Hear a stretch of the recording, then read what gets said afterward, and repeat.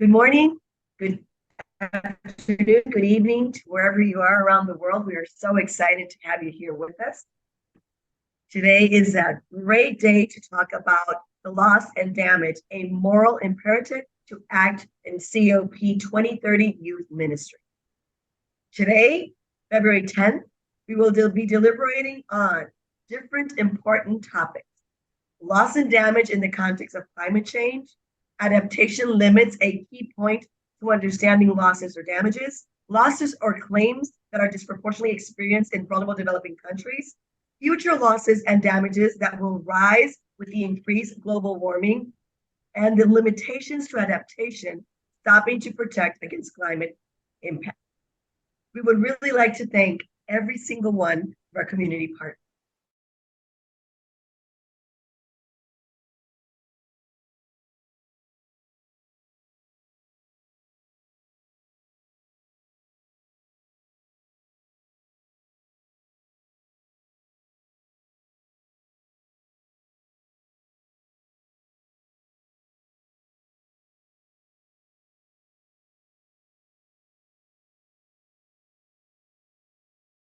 Everybody has access to education.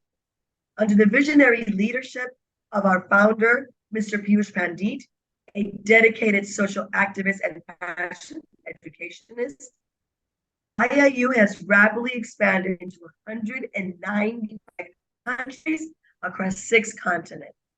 This remarkable growth is a testament to IIU's trusted reputation and its mission to offer accessible, inclusive, and diverse education to students no matter where they're at around the globe. To us, making sure that education is available is key. By using the technology, we can actually reach all. Another one of our amazing community partners is GSFN, the Global Sustainable Finance Network.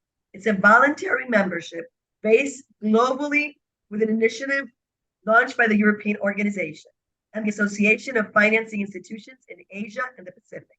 The mission to promote sustainable finance through initiatives that provide growth opportunities to its members, enhance their capacities, foster innovation, and bring together stakeholders to promote a model of financial sustainability that is based on sustainable practices.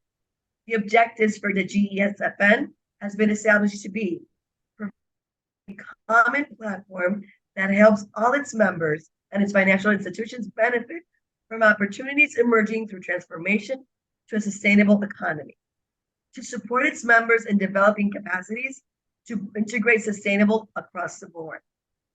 They foster initiatives that help build public-private partnerships, promoting sustainable lending.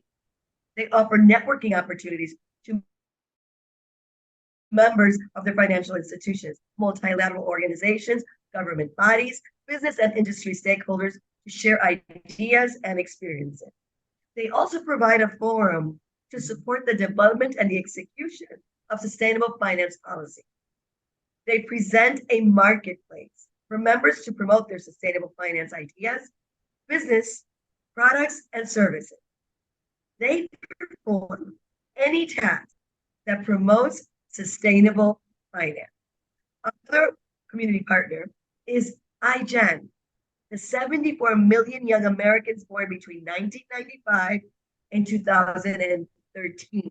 They comprise the most important generation in the nation's history, both in size and in composition.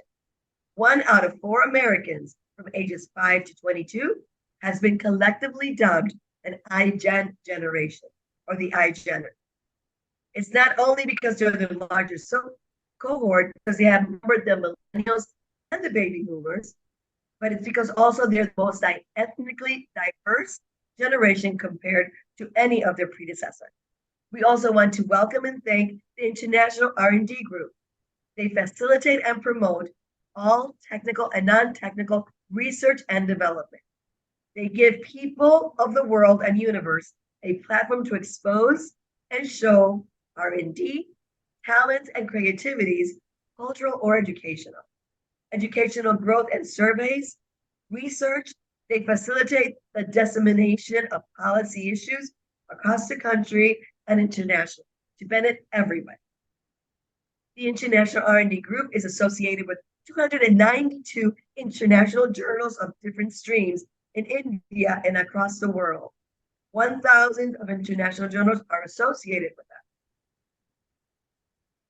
This International R&D Group is promoting science, engineering, technology, management, research by organizing international, national organization creative talent conferences, workshops, model exhibitions, guest lectures, intellectual meets, employment skills, education, and others. It gives people of the world and universe a platform to use to really talk about what they are creating. We want to welcome every single one of our community partners. We are so excited that you're here with us, and let's begin. Sandy, virtual bottom is all yours. Yeah, today we're here to discuss about the loss and damage and the a moral imperative to act. And I welcome our project head, Dr. Srividhya, to speak a few words on the topic. Yeah, thank you, Ms. Sandy, and thanks, Ms. Virginia, for the wonderful introduction and a good start for the last session of COP 2030. So what's this COP 2030 is all about, and from where it has evolved, that's what we are keen to know about. It evolved from COP 28 Global Youth Statement, which synthesizes with the collective climatic policy, demands and proposals of the young people, coordinated by UNGO, the official children and the youth constituency of UNFCCC.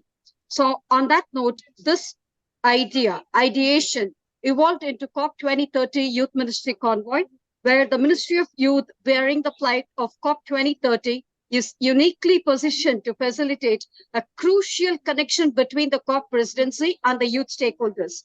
It can serve as a vital conduit to streamline youth coordination between the governments and the United Nations Framework Convention on Climatic Change, UNFCCC.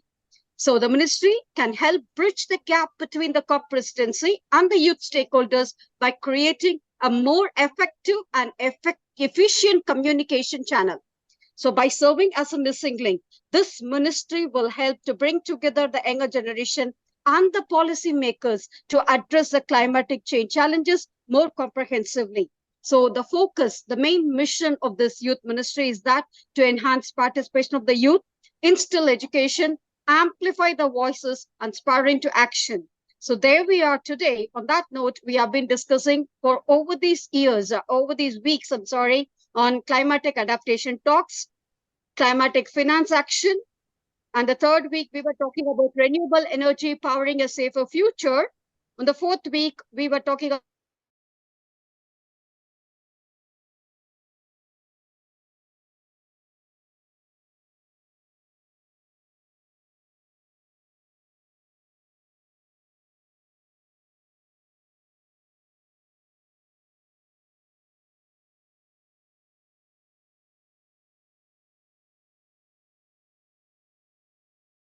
the changing climate.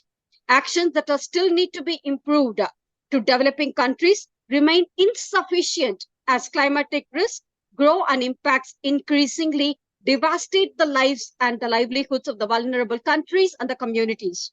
Moreover, for some people,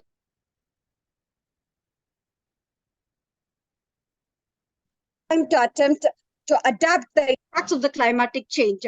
So thus the Intergovernmental Panel of the Climatic Change, that is IPCC, has warned that even if effective actions to limit global temperature increases to 1.5 degrees centigrade, they were put in place, losses and damages,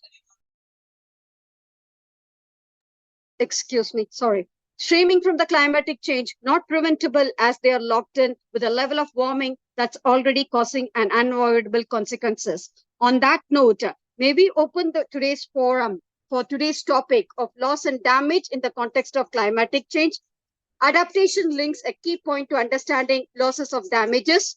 Losses or claims are disproportionately experienced in vulnerable and developing countries.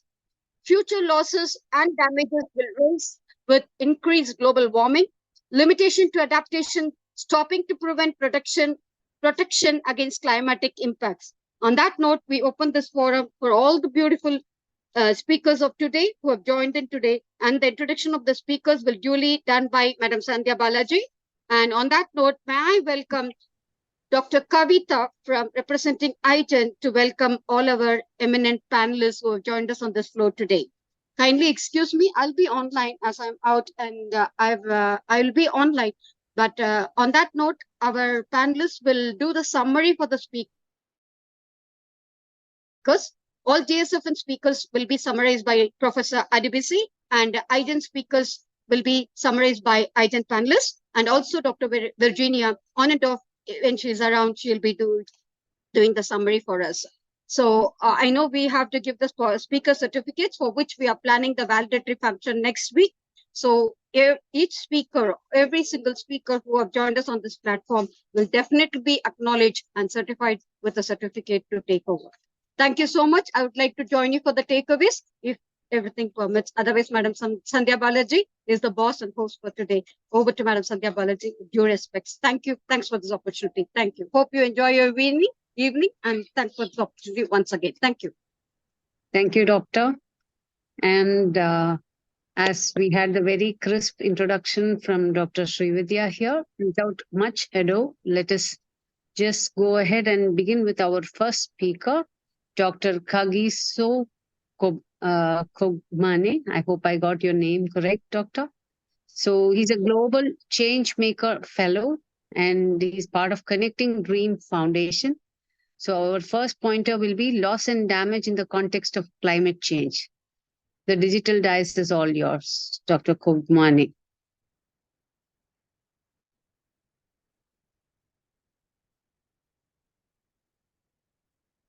I did see the speaker. Hi, Yeah. I'm on the platform. Yes. Kindly begin your session, sir. Okay, no problem. Thank you very much. So I firstly wanted to say on Thursday we were having the State of the Nation address by the President of South Africa. So what I loved about this speech is that there's money that is going to be dedicated to climate change, because in South Africa we are experiencing climate change at a high level. So what currently is happening in South Africa is that last year, December, we experienced climate change whereby there were floods in KZN. So with the floods that took place in KZN, there were households that were misplaced. So close to 50 people were misplaced, and then only 25 were found, and then they were all certified dead by the South African Police Service. And then 25 is still missing up to date. So they're still trying to find them. So there's a need for African countries to ensure that they take climate change as one of the most important things, because in Africa, most of the people, they are not informed about climate change. So it will be best like for young people. So as an organization, we have decided we'll be visiting schools whereby we'll be educating young people on what to do when they experience climate change in their communities. So for today, we experienced 3 different weathers in South Africa.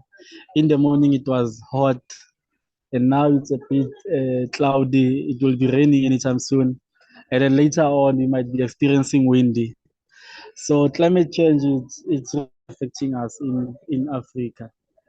So the loss, we experience a big loss in Africa in terms of climate change.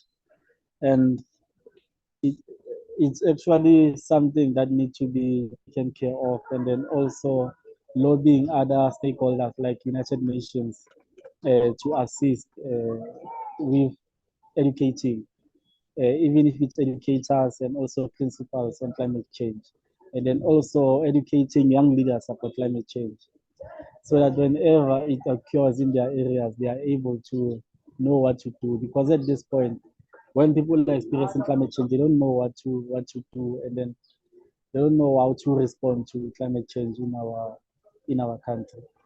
So that is the only submission that I wanted to make, and I want to also make a disclaimer that My organization focuses on SDG 4 and 8 as well, but I will also try to learn more about climate change because it's something that is affecting us, all of us.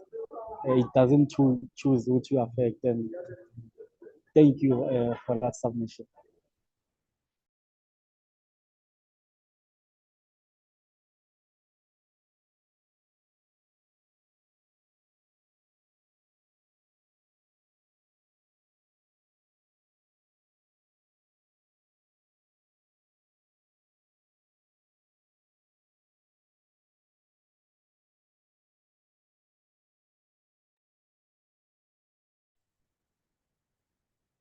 Dr. Kokmane.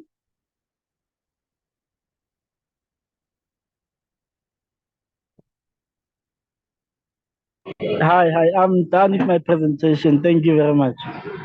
Okay, thank you, Dr. Kokmane. May I request Professor Adibisi to give a summary?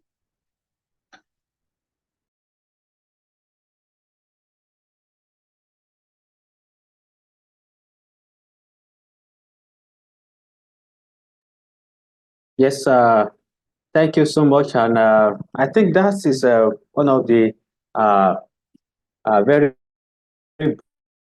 brief and very critical summary about the loss. Let me just say that from this very platform, we extend our condolences to the people of South Africa and some other part of the Africa and other part of the world that sort of incidents has happened, because today's topic is very, very sensitive, talking about the loss in terms of lives, loss in terms of properties, loss in terms of national economy that is biting harsh on the citizenry, and loss in terms of the natural resources that cannot be reclaimed back, biodiversity, and all those extinction cases. So such kind of references are somehow saddening, but it is a way. It is a way of calling ourselves back to track.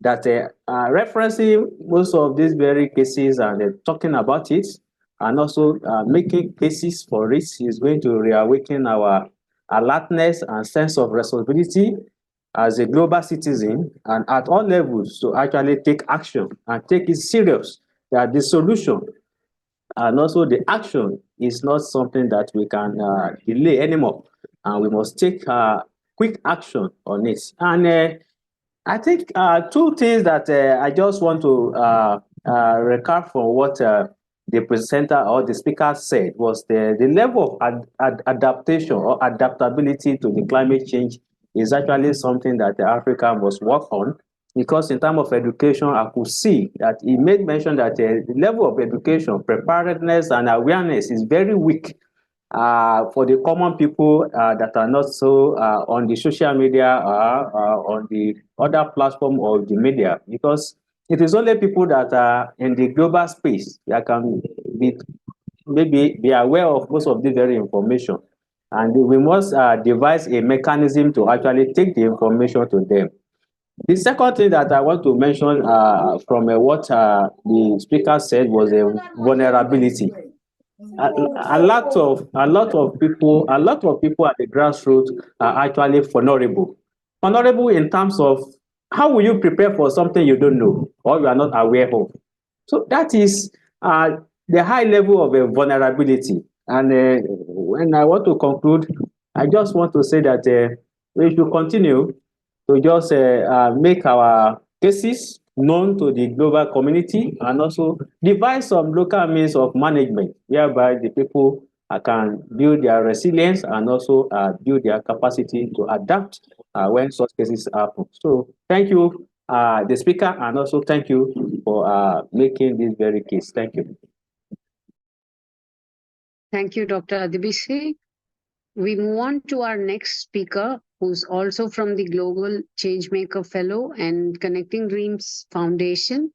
She's Glory Alapa, who's also going to take and give her views on loss and damage in the context of climate change. Glory? Okay, good afternoon, everyone. Good afternoon. From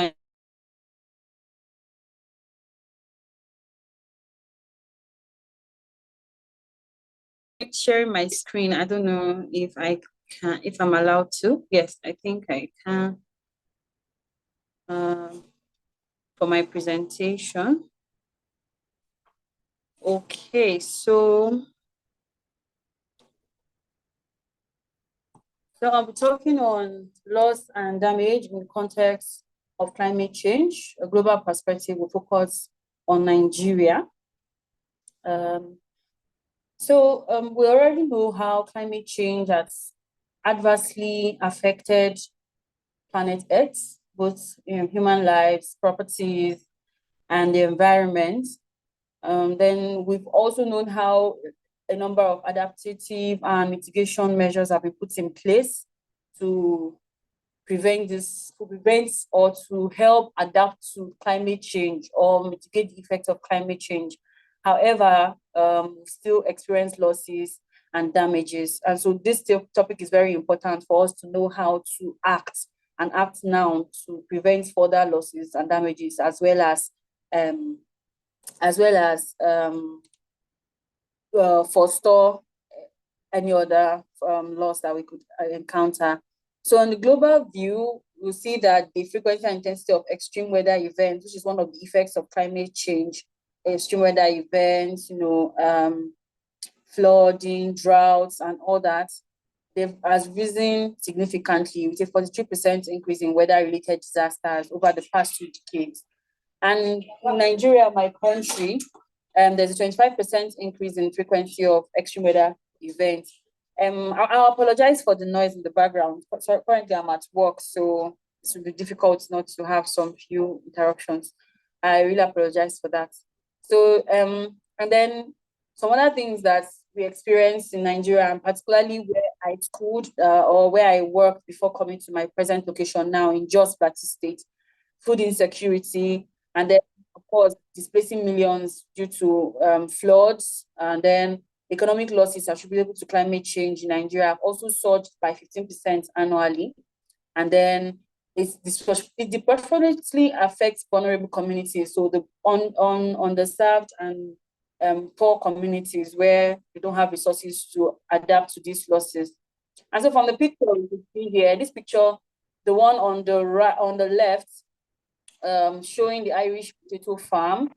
The prices of Irish potato which is the staple food mainly produced in Jos Plateau State, it usually used to be cheap. It's quite affordable for the citizens, and also there was enough to eat, and then we could also purchase them at a very affordable price. But due to the effects of droughts and then the changing weather condition, Jos used to be very cold and unfavorable. It's a very weather condition for the Irish potatoes, but because of the weather right now, there have been so many losses. Farmers don't harvest as much as they harvest before, and so it makes this crop very, very limited. So it is not readily available, and so the prices have skyrocketed over the past years.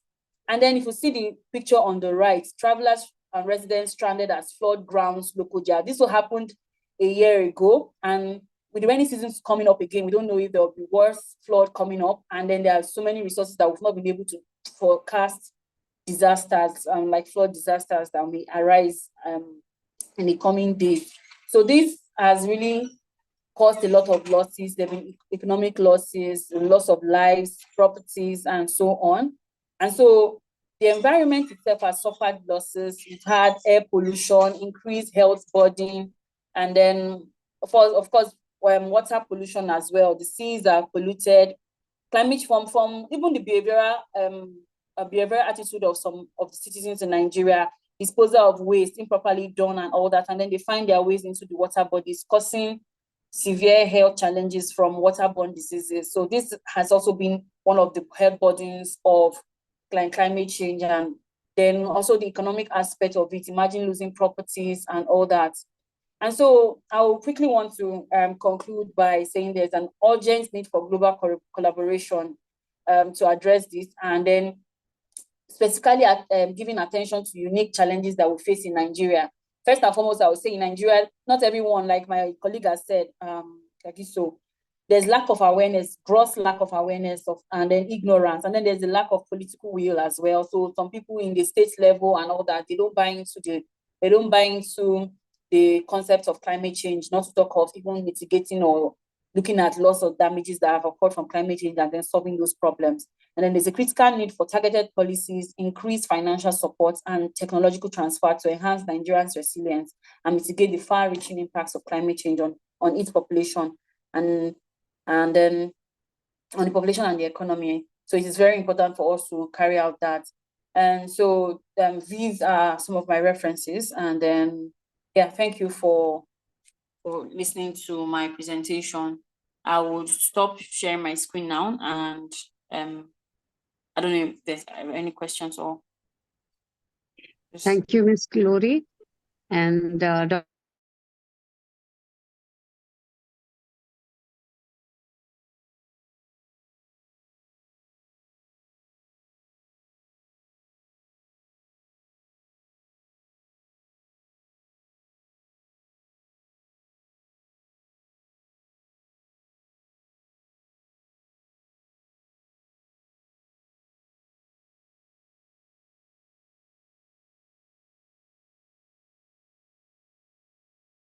and also and, and also in terms of the biodiversity loss, because a lot is actually happening around this very something. And I would like to draw a reference that in terms of agriculture that the speaker actually mentioned, we have about we have 37 states in Nigeria, and out of these very 37, 30 were actually arable. That is, they have the potential to produce food. And to the amazement of how this very loss is being recorded, about 18 to 20 of these very states were actually badly affected by the issue of the climate change. Now, if we remove 20 out of the 36, you can see the level of the impact of this very climate change and also related disaster that is happening in the country. The second reference that I want to draw from the speaker is actually the issue of pollution. The pollution caused by the industrialization and due to the waste management that is not properly maybe comply with this very mining and also petroleum companies. It is actually badly affecting agriculture, and almost all the states affected will actually have the potential to produce food for the country, like fish, materials, like the fruit materials, and also some other very useful resources that can feed the nation or support livelihood in the country. So when we sum up everything in totality, we can see that the impact and also the loss due to the climate change is something that is affecting humanity in totality, in all aspects that the global communities and also everybody needs to be aware of. And also the cases like this is a good reference. So thank you for that very wonderful presentation. Thank you. thank you, Dr. Adebisi. So to speak more on the same lines, we have our next speaker, Ms. Etikala Vishwesha, and she's a student of BTech Biomedical Engineering, and she's the media head for C4G Progression and Hero WebGeor and partner representative of IGEN. Welcome, ma'am, and kindly occupy the digital dais. Thank you, ma'am.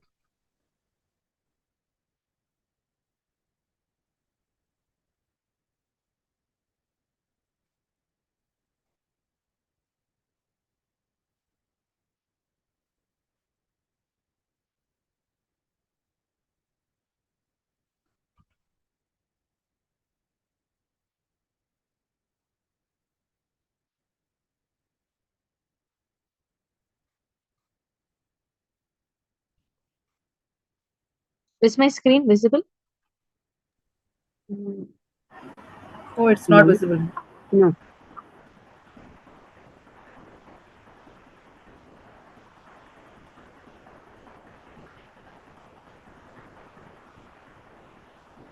Yes, now it is. Good evening and good morning to everyone present here. Myself, Vishwesha. I am from Dr. MJ University. Today I am here to Make it a discuss the slideshow, no?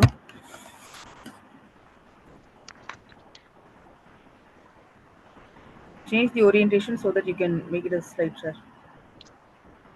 yes, ma'am.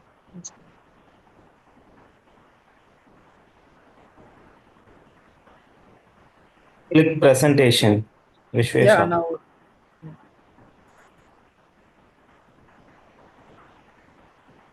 Click present button. Yes, 1 minute.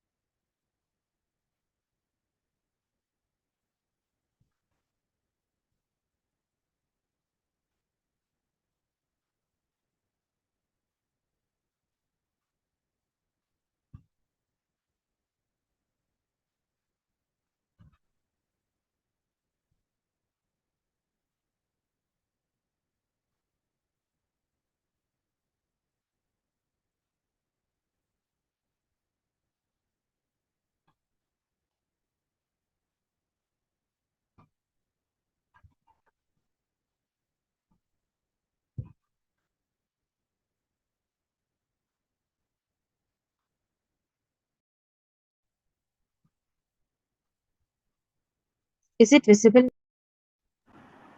no, it's not visible.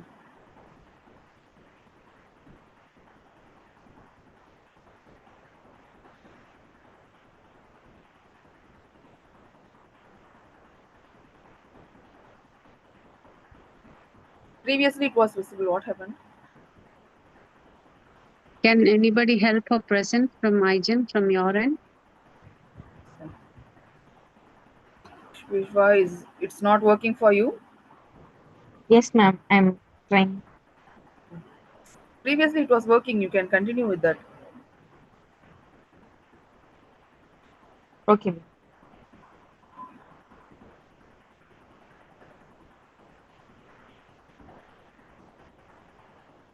You can continue with the same. Yes. Okay, ma'am. Thank you. Just Good change the evening and start.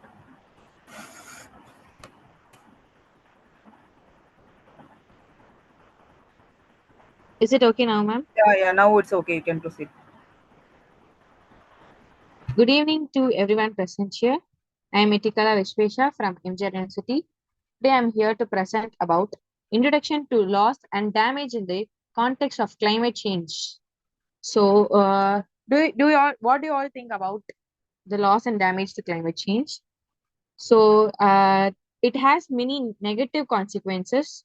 As a result, it gives us a lot of climate changes, which are both uh, tangible and intangible, which has many impacts on our ecosystems. So now we will try to understand the definition and the about the loss and damage.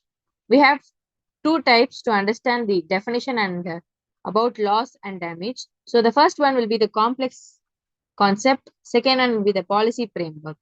The first one is loss and damage with affects our environment in a wide range.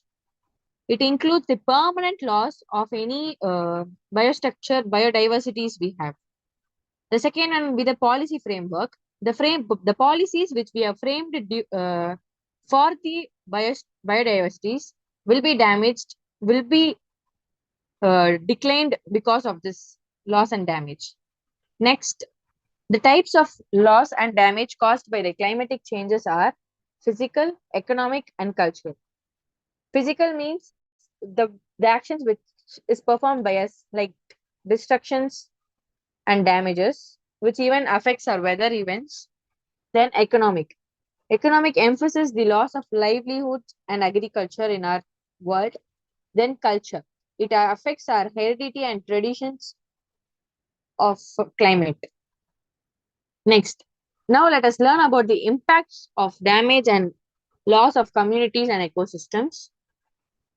There are two types: community displacement and ecosystem degradation. Community displacement is forced due to recollect due to environmental degradation, and it leads to the loss of areas where we are habitating. Then ecosystem degradation. This leads us to suffering, loss of biodiversity, and economical damage. Okay, now we are going to learn about the loss and damage in different regions. First, we'll talk about Asia Pacific. In this region, we'll have a severe flooding and there'll be loss of lives. Then Africa, there'll be shortage of waters and lead to food shortage also. Then North America, it will have an increased frequency of wildfires, the forest fires, affecting the local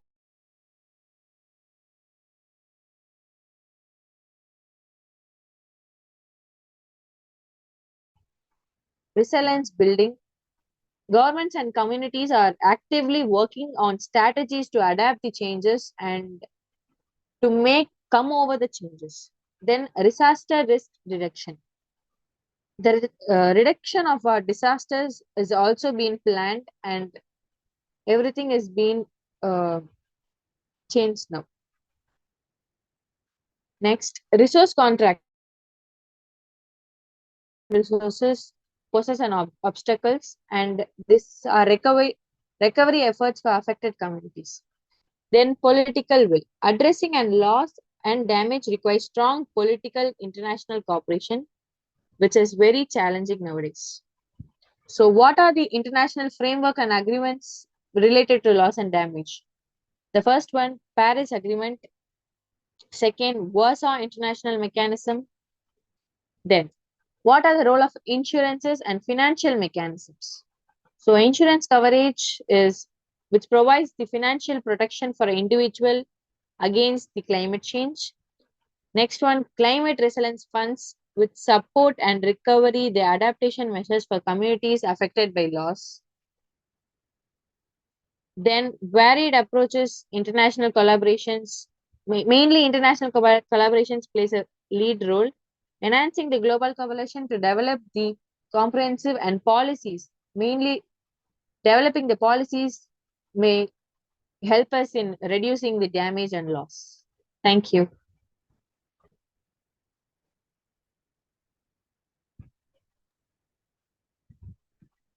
Thank you, Ms. Vishwesha. May I request one of the IGEN members to summarize her inputs.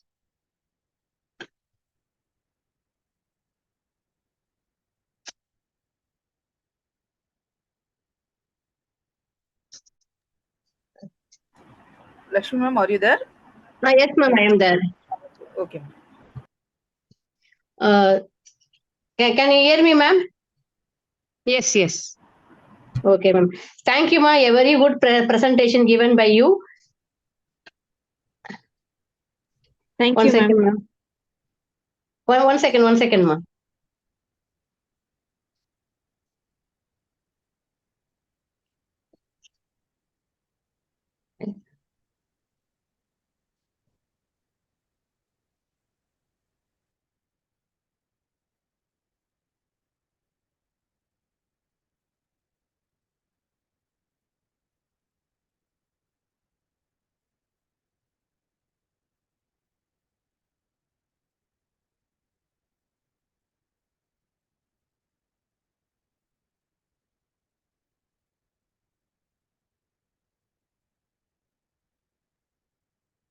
Are you there?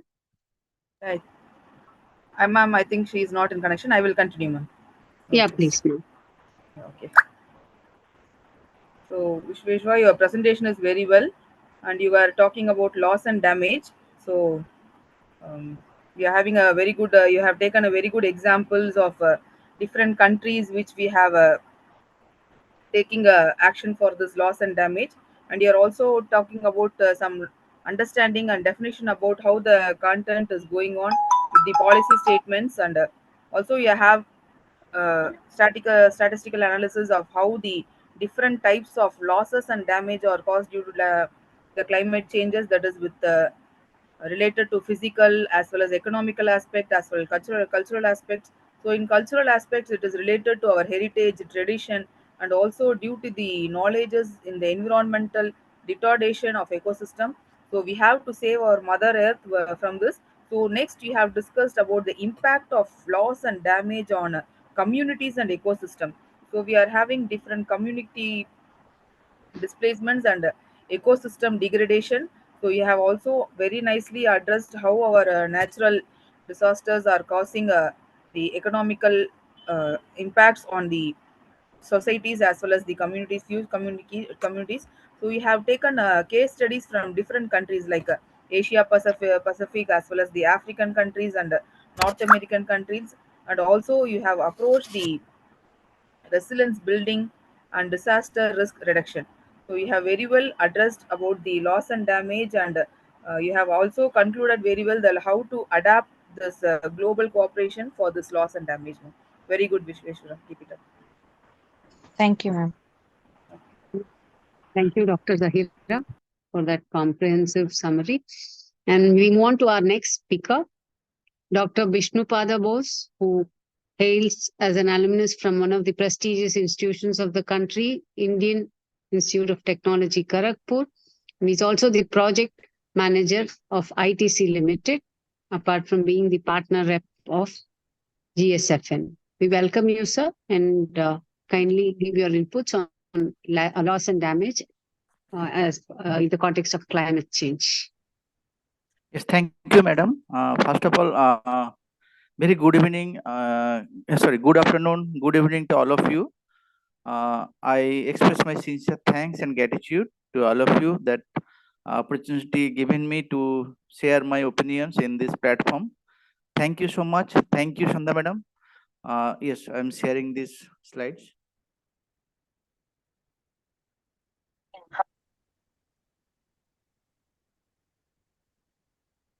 Sorry, ma'am, I am unable to join. Disconnected, so I am unable to join. We have completed, ma'am. No issues, ma'am. No problem. No problem. Okay. Next speaker has started. Okay. Madam, is it visible to all of you? Yes, sir, visible, sir. Okay, and my sound is clear? Or am I audible to all of you? Yes, sir, perfect. Kindly start. Okay, thank you.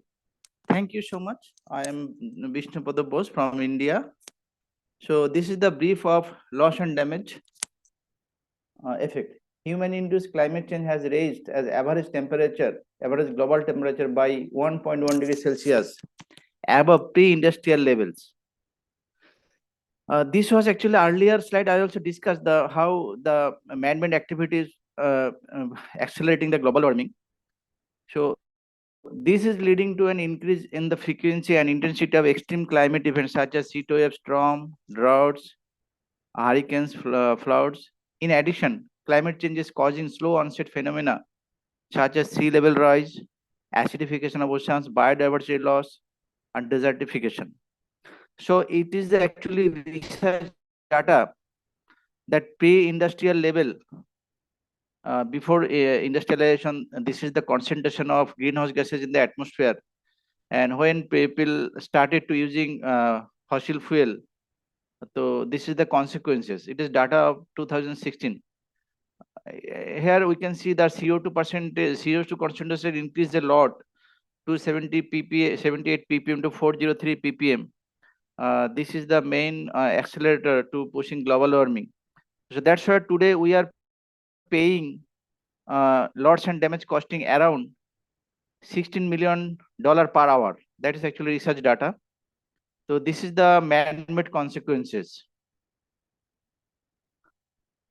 Loss and damage definition is available in the many research papers. So loss and damage refers to the negative consequences that arise from the unavoidable risk of climate change. The science of loss and damage refers to the climate-related impact and risk from both certain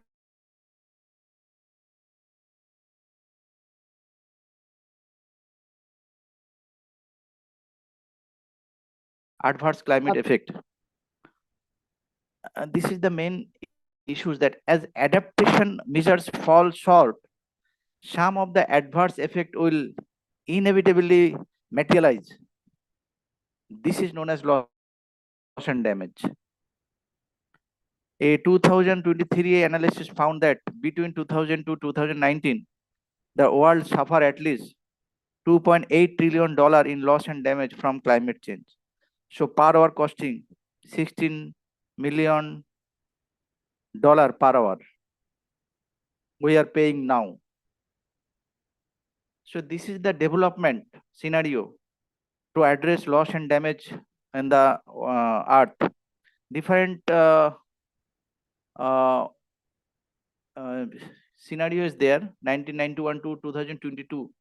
So at least COP27, they have decided to raise the fund for loss and damage. This is the development history.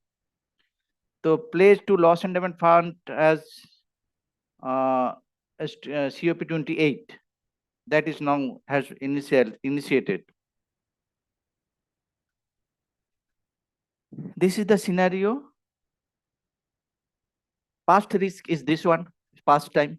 Current risk is this one. Future risk is this one.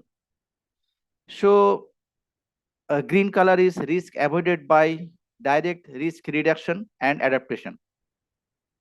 Pink is risk not avoided by DRR and adaptation. And red is risk due to the anthropogenic climate change. And in future, this is the bigger area. Losses and damage after adaptation. So this is the problem now. And green portion can be avoided by DRR and adaptation. Now funding arrangement, it is the main key aspect. So World Bank will oversee the loss and damage fund for the first 4 years.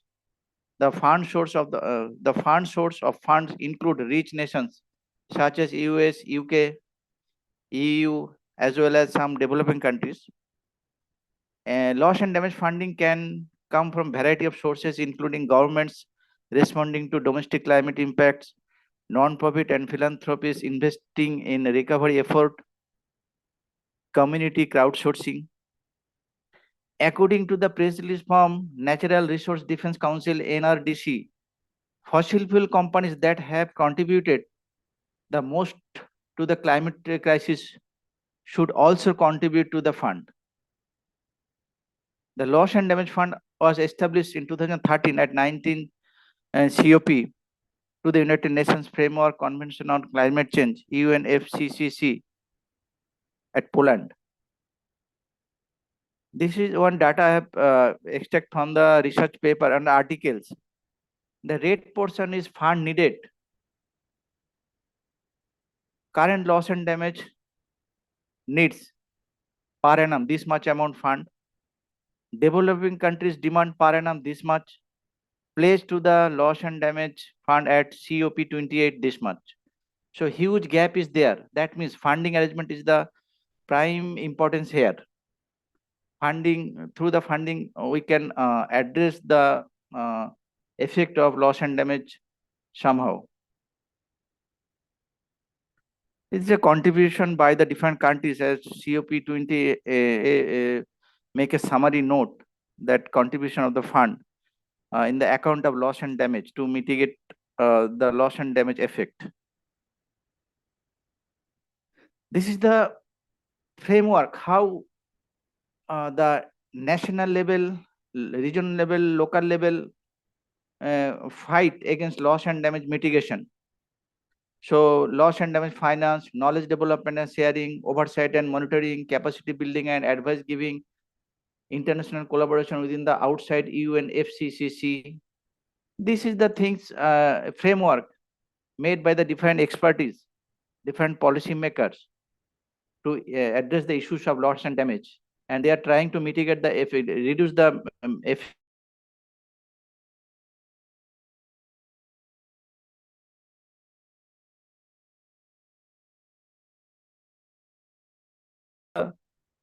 Application areas, energy, transport, security and migrations, infrastructures, justice and human rights, water resources. These are the area fund can be applied. The loss and damage fund adopted in COP27 now needs to be operationalized at COP28. guiding principle for an effective loss and damage fund. Consistency, clarity, community-driven, corruption-free, all are important, but corruption-free is the major important things that a significance point. Measures to reduce the effect of loss and damage. Actually, overall effect comes from the global warming, then climate change, then different disbalanced condition or consequences. So sudden onset and slow onset causing L&D effects. Sudden onset event include flooding and cyclones. Slow onset event include sea level rise, glaciers retreat, and desertification. Approaches to address loss and damage associated with climate change effect. These are some initiative. Government already taken this initiative, but this is the key tools to reduce the risk of effect of loss and damages. Reduce the risk of loss and damages, and also through these measures can mitigate the consequences. Shifting towards renewables, energy optimization, green building concept, sustainable production and consumption, circular economy, water harvesting, improve soil health to ensure food security, smart irrigation, restore biodiversity, protect environment, restore marine resources, and education at all levels of society worldwide.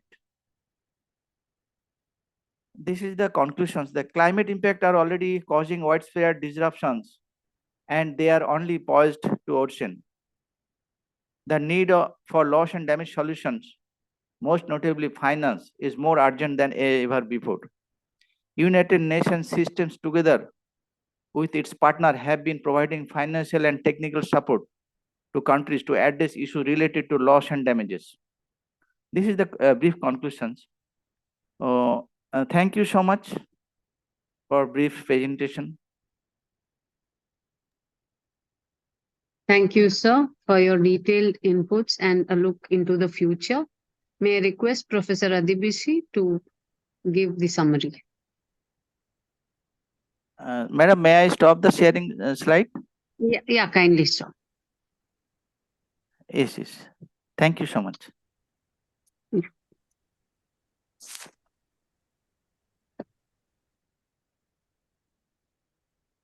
Yes,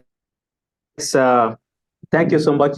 And let me say that whenever Professor Bishnu Padabose presents a paper like this, it is very difficult to actually summarize because he is going to expose so many areas, and it takes a smart mind to actually capture most of what he is saying, because the slide actually speaks better and volume than the way he is going to talk to the slide. And thank you for that very wonderful presentation. Let me just say that from the critical point that the prof said that he tried to start the whole explanation by pointing our attention to the rise in the temperature, which is caused by the human activities. Of course, the human activities was actually the first factor that led us to this stage we are here now. But there is something that we should all take note of, and that is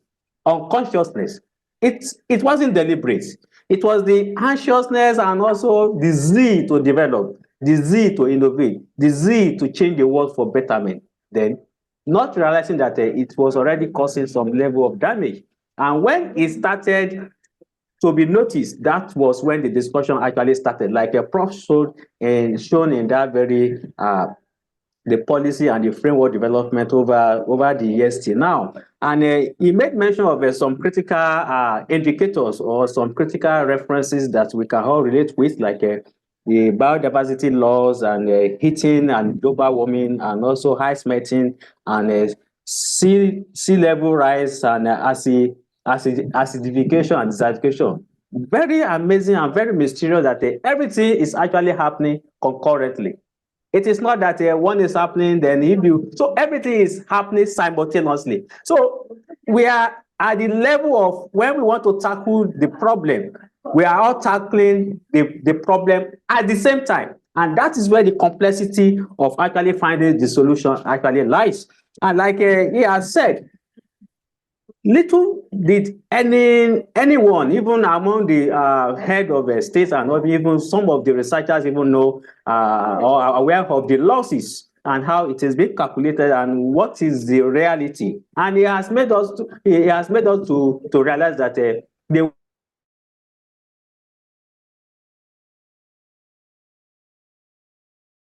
and of course, when the calculation was done, it is an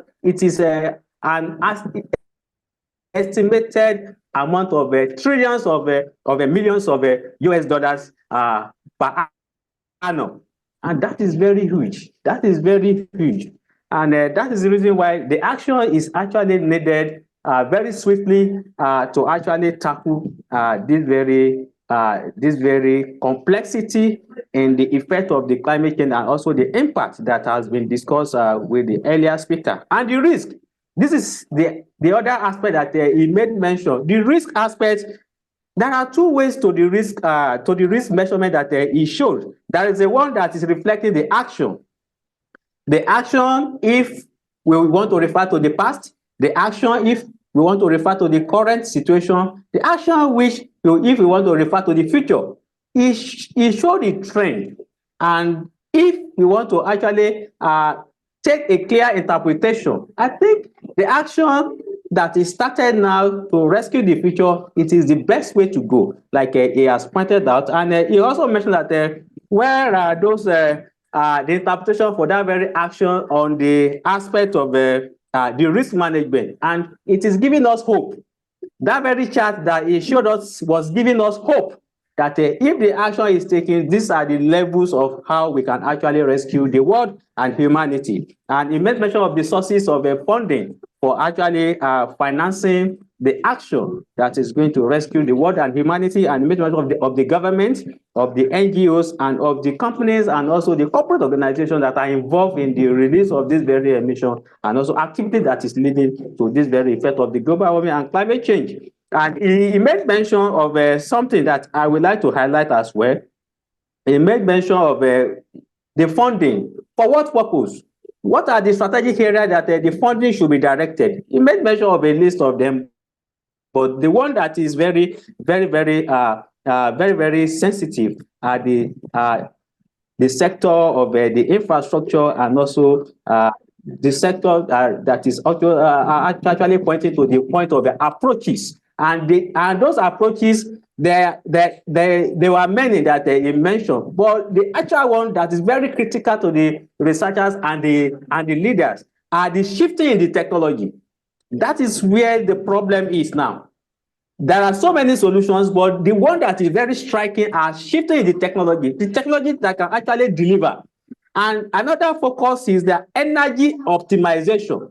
Of course, we have so many sources of renewable energies, but which ones can be optimized that a little quantity of it can deliver to actually power the services, also power the productions, and also sustain the economy. It is not having a large farm of a solar panel with a little effort or little delivery of the service. No, a small solar panel that can power several houses, millions of companies. That is where that very energy optimization is actually talking about. And a green building. I am an advocate for green technology because I believe if the problem caused by human is actually from the destruction of the green system, affecting the grid system, then affecting the humanity, definitely the solution should be fundable, should be viable if we harness the resources from the grid system,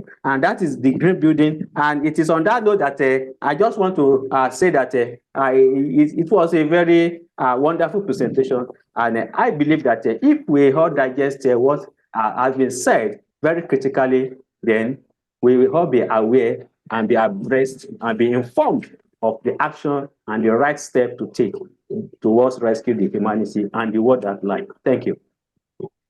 Thank you so much.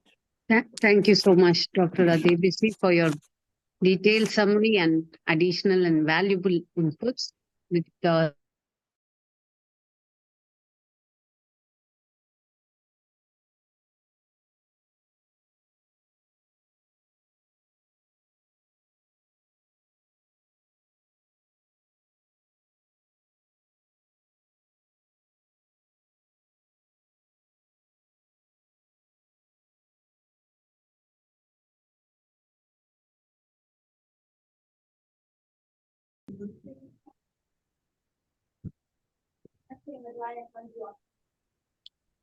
Is my screen is visible? Yes. Visible, ma. Yeah, okay, ma'am. Thank you, ma'am. Yeah. Good evening, everyone present here. I am Maria Roshan from Amat University, studying second year BE Electrical and Computer Engineering. Today, I'm here to present the topic adaptation limits, a key point to understanding losses and damages. What we are going to see. These are the contents which we are going to see in upcoming slides. The first one is Introduction to Adaptation. Adaptation limits refers to the maximum extent to which a system or organism can adjust to changes in its environment. It is the boundaries or constraints within which an organism or system can adjust or modify its behavior to suit changing circumstances or environments. It's like the range of flexibility for adaptation. For example, let's say we have a plant that requires a specific amount of sunlight to grow. If we place the plant in an area with too little sunlight, it won't be able to adapt and may not survive. On the other hand, if we expose the plant to too much sunlight, it may also struggle to adapt and could get damaged. So, the plant has certain limits or boundaries for adapting to different levels of sunlight. Next, the second one is understanding adaptation. Adaptation is the ability of an organism or system to adjust to its environment. It's like a superpower that helps living things survive and thrive. Organisms can adapt through physical changes, behavioral adjustments, or even genetic modifications over generations. It's fascinating how different species have unique ways of adapting to their surroundings. As climate change intensifies, the need for effective adaptation becomes increasingly urgent. The simple way to understand adaptation is it is a continuous process. It requires a growth mindset. It involves risk taking and requires flexibility. Next, the third one is importance of adaptation.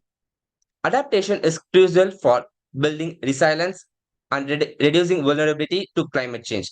It helps communities and ecosystems withstand the impacts of changing climatic conditions and extreme weather events. It is incredibly important for the survival and success of organisms. It allows them to cope with changes in their environment, such as fluctuations in temperature, availability of resources, or the presence of predators. Without the ability to adapt, organisms would struggle to survive and reproduce.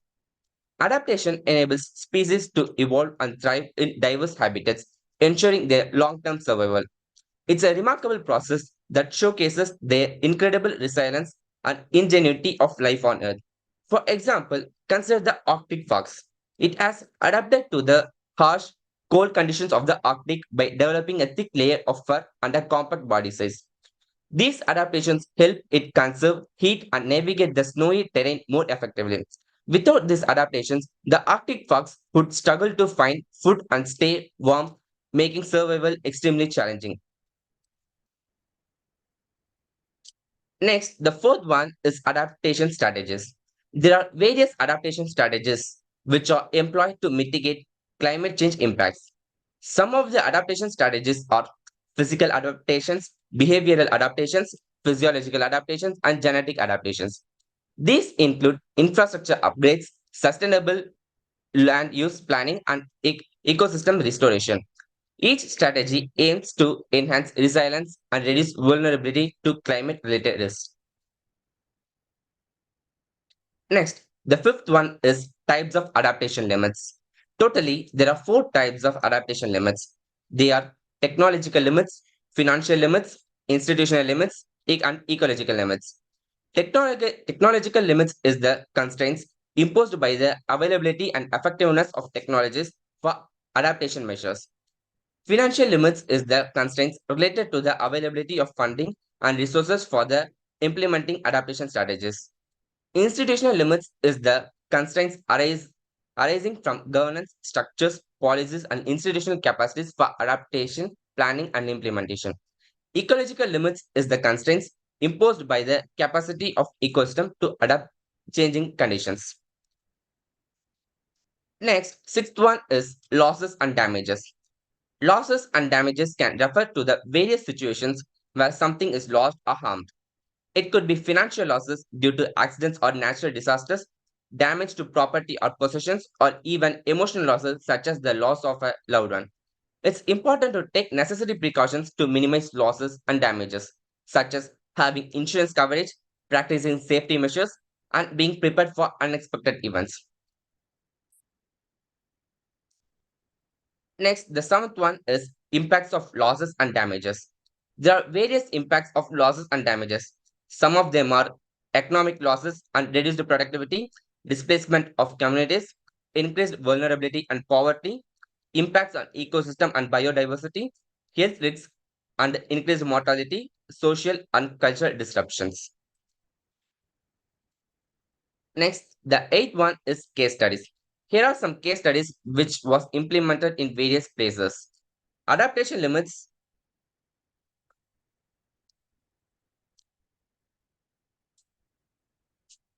Anacostia, Washington built a water treatment plant to withstand 100 years of event and handle sea level rise. Southern Nevada Water Authority conducted a vulnerability assessment to potential climate change impacts and adaptation measures. Ninth and final one is conclusion. In conclusion, recognizing and addressing adaptation limits is critical for building resilience and reducing losses or damages caused by climatic change. It is imperative that we take decisive action to overcome these limits and safeguard our communities and ecosystem for future generations. Thank you.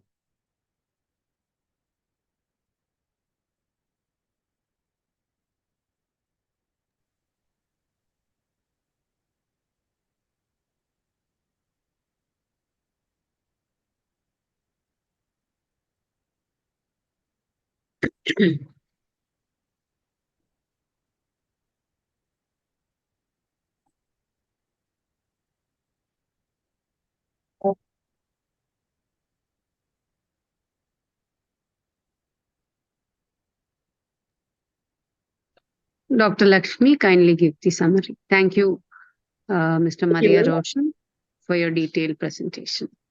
Thank you, ma'am. Maria Roshan, a good presentation. Adaptation limits, a key point to understanding the losses and damages, in which you explained about what is adaptation limit, why we go for adaptation limit, the maximum extension in which a system or organization should adjust itself to its environment. And also you explained about the adaptation, why it is essential and what are the points to be considered. You explained about 4 points. That is, it requires flexibility and it requires a risk taking and growth, and it should have a continuous process, and you explained. And thirdly, you explain about the importance why we need adaptation. So it is very crucial, and it has to reduce the vulnerability to climate change. So by that, by giving importance to the adaptation, we can make the ecosystem to withstand the changes in the climate change. And the adaptation strategies you explained where the various levels to mitigate the climate change effect, and also explain about the types of adaptation limits such as technological, financial, institutional, ecological, and all. And finally, we explain about what are the losses and damages we have gone so far, and the impact of those losses and damages, such as economical losses, displacement of communities, and increasing the poverty, and the impact on the ecosystem and biodiversity, and social and cultural disruptions, and all you have explained. And also you have shown some of the case studies that occurred in Washington, Camden, Tempe Water Authority, and all. A very good presentation. All the very best for your research work. Thank you, Maria Roshan.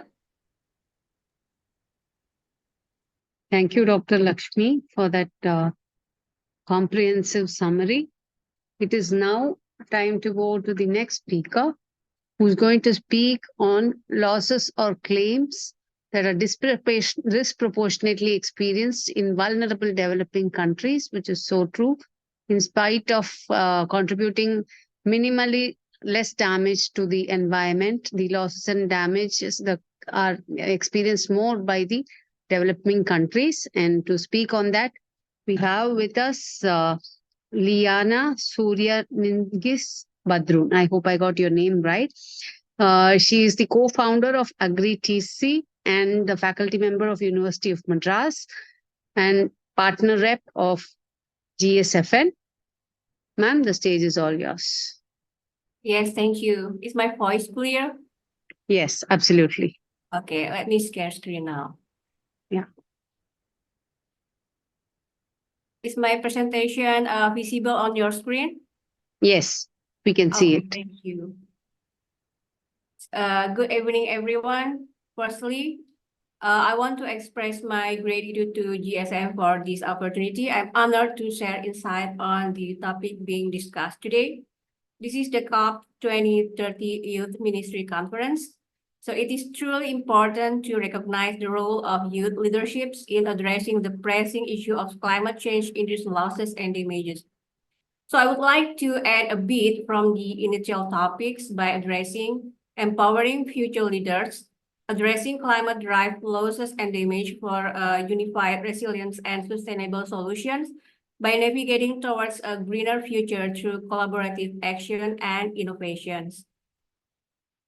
To begin with, what is the biggest issue on future losses and damages? As we are aware, it is the threat to global food security.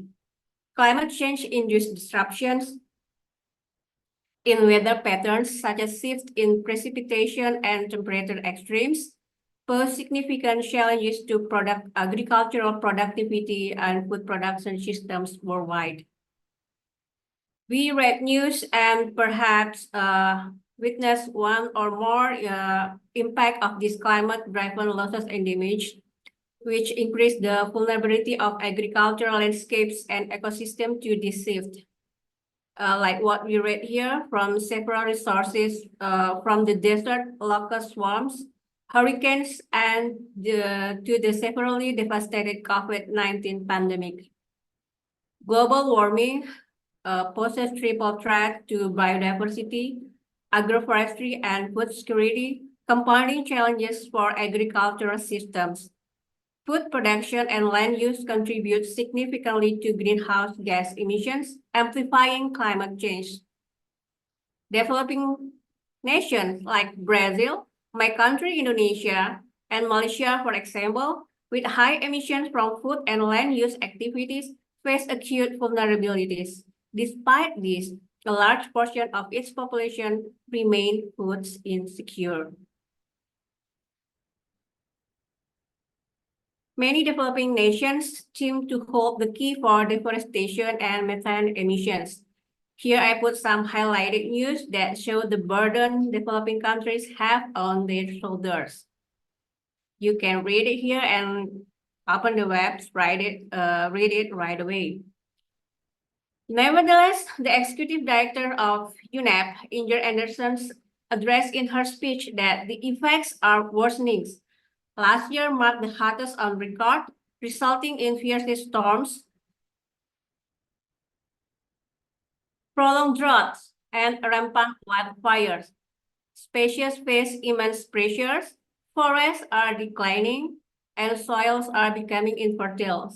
Millions perish annually due to exposure to pollutions and chemicals. So why do developing countries are more prone to loss and damage? Facing a combination of several challenges, such as economic, it is a thought that vulnerable developing countries are more prone to loss and damage, facing a combination of several challenges, such as economic, political, social, and environmental. As I address some issues here about each topic for social, economic, environmental, and political. So this figure shows us where we are standing right now between 2020 and 2030. We recently are in the zero net loss of nature from 2020, and we are approaching net positive by 2030 to full recovery by 2050. So what can youth leadership do then? It is an integrated approach that is essential to ensure that decisive measures are taken to reverse biodiversity loss and its detrimental impacts on ecosystems, species, and human well-being. There is a need for a comprehensive and coordinated approach to building resilience that consider multiple factors, stakeholders, and systems in an integrated manner. These, we will be having young leaders to engage and contribute to building a sustainable and equitable future and mitigating threats to biodiversity, climate, and food security. Youth-led initiatives play a vital role in developing collaborative and innovative solutions, safeguarding biodiversity, combating climate change, and enhancing food security. Collaborative action and innovation led by youth are crucial for addressing intertwined challenges. These are not limited, but included integrated landscape management, ecosystem-based adaptations, community engagement and participation, capacity building and training, policy integration and coordination, research and innovation, and partnerships and collaborations. The initiative and innovation driven by young people should start at the grassroots level, from small village all the way up to the national levels, which are crucial for determining whether country is advancing or declining. This will create opportunities for engagement, collaboration, and influence at the international level. By leveraging the power of grassroots movement and youth leaderships, countries can contribute to a more interconnected and responsive global community focused on sustainable development and shared prosperity. To support the youth action at the international level, loss and damage fund become operational. We know several organizations are potential donors for collaborative action and innovation addressing climate-driven losses and damages, such as World Bank, UNEP, UNDP, FAO, etc. Youth empowerment is necessary to foster innovation, creativity, and leadership in implementing effective solutions that balance ecological conservation with human well-being. Additionally, partnerships and collaborations that include youth voices can help amplify the impact of resolution building efforts and promote inclusive and equitable outcomes. Once Ziegler has said, you don't need to be great to start, but you have to start to be great because the future is yours. Thank you.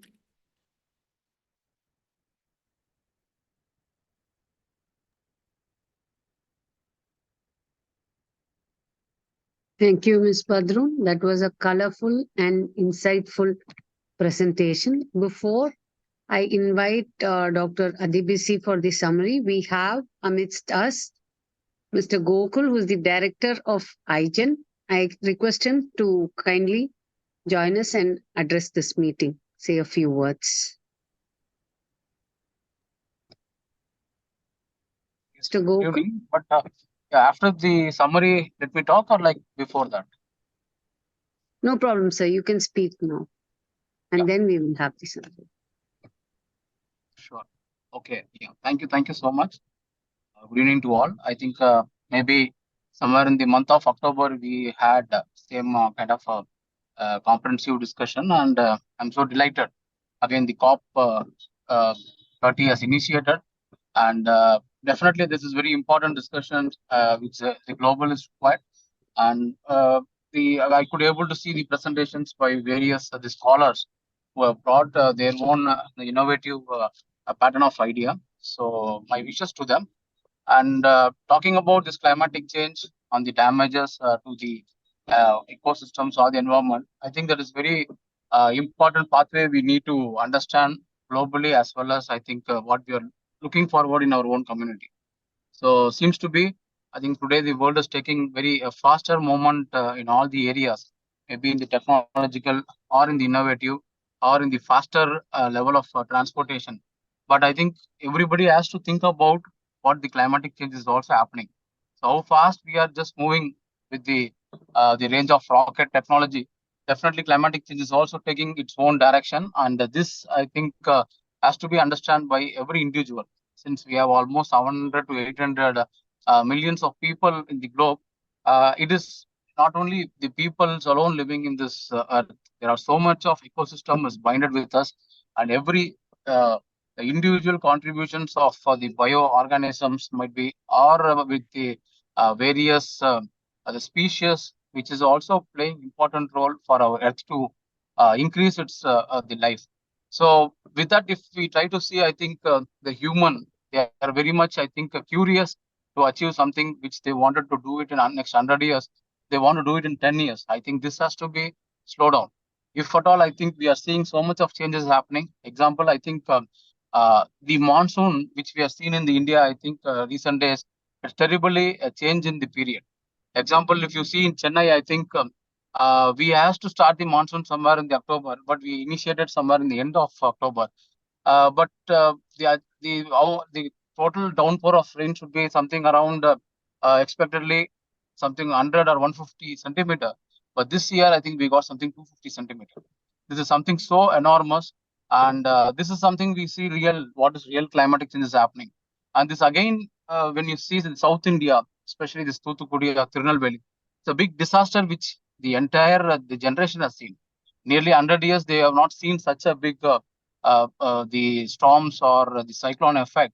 It is not even a cyclone effect. It is something like depression. It has completely stand still the entire area for a month. So these kind of a climatic change, which is somewhere something is being turned up, and this is impacting entire world. And definitely, I think it is going in a very faster way. Earlier, we used to see maybe one cyclone or one depression, but right now, I think we are seeing a number of cyclones. It is coming parallelly, and also the depression, and it is causing very huge disaster for our entire the ecosystem of our Earth. So this has to be definitely. I think we need to foresee, and it cannot come like overnight to bring out any solution. I think this has to come into the discipline of every individual.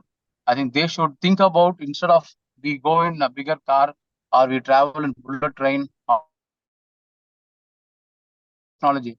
Definitely, I think we need to come down and we need to see how we could able to pick up the nature's thought and how we could able to address the climatic change. And also, definitely, I think we need to live with the nature. The one example, I think the Chennai is having a beautiful marshland or wetland, we can say. It is something around thousands of hectares. But right now, because of the greediness of the human, we started using the wetland for our own source, and we started building so much of IT parks or individual houses. Now the wetland has become so stringent, and it could be able to see only something nearly some 500 to 600 acres. And this is again causing a bigger level of disturbance in the ecosystem. And these are all we are just seeing in our daily life. People try to see and blame the effect of climatic change, why the government is not properly taking care, why the storm is coming inside my house, and they didn't even realize that what I have done to the nature. So I think this discipline has to be incorporated in everybody's life. At least we have come up. Definitely, we need to teach to the next generation, and it should initiate from their bonding onwards. Maybe like from standard one onward, they should understand the importance of climate, and they should always create some pathway for eco-biological initiation, as well as I think maybe so much of outreach is required. Instead of playing games or instead of being inside the social media, they should come out and they should start seeing the nature in different perspective, and definitely that at least earth, as well as we could able to do some kind of a bigger level of contribution. I think this connecting entire world, and definitely each people have their own different thoughts, and I think this is a very higher voice. Another 3 4 years, definitely that will create a bigger change for the government sector, government policy, as well as for the younger mind, and for the every individual, so that we can at least see that by 2030 the reduction of this the CO2 emission, as well as the climatic change, can be brought it down. And thank you so much for the organizer. I think you people are taking so much of initiation, and we need to also initiate not only by the lecture, certainly some kind of action plan. So this action plan also will bring some changes in our own life. Not only the humans, the greediness, we need to see the ecosystem balance around the world, and every small species to the bigger species like an elephant, which also need in this world, to see how their growth and enhancement, which will always contribute for the world to be in very clean and green. Thank you so much. Thank you, Dr. Gokul. I can resonate with every input of yours, and especially hailing from Chennai, it is so true. We have Dr. Srividhya here again with us. May I request her to speak a few words here? Dr. Vidya? Okay, I think she's a little held up. Before Dr. Vidya, would you like to speak a few words now?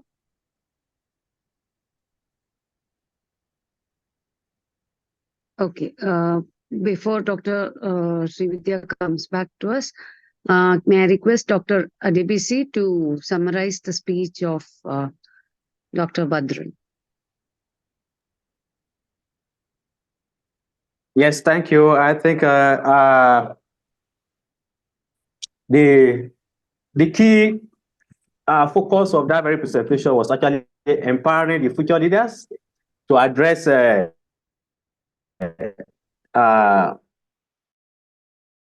are facing or confronting humanity, and also to achieve a unified resilience and sustainable solution. And the speaker actually addressed so many critical areas and also journeys so far. And the aspect that I want to base my summary on is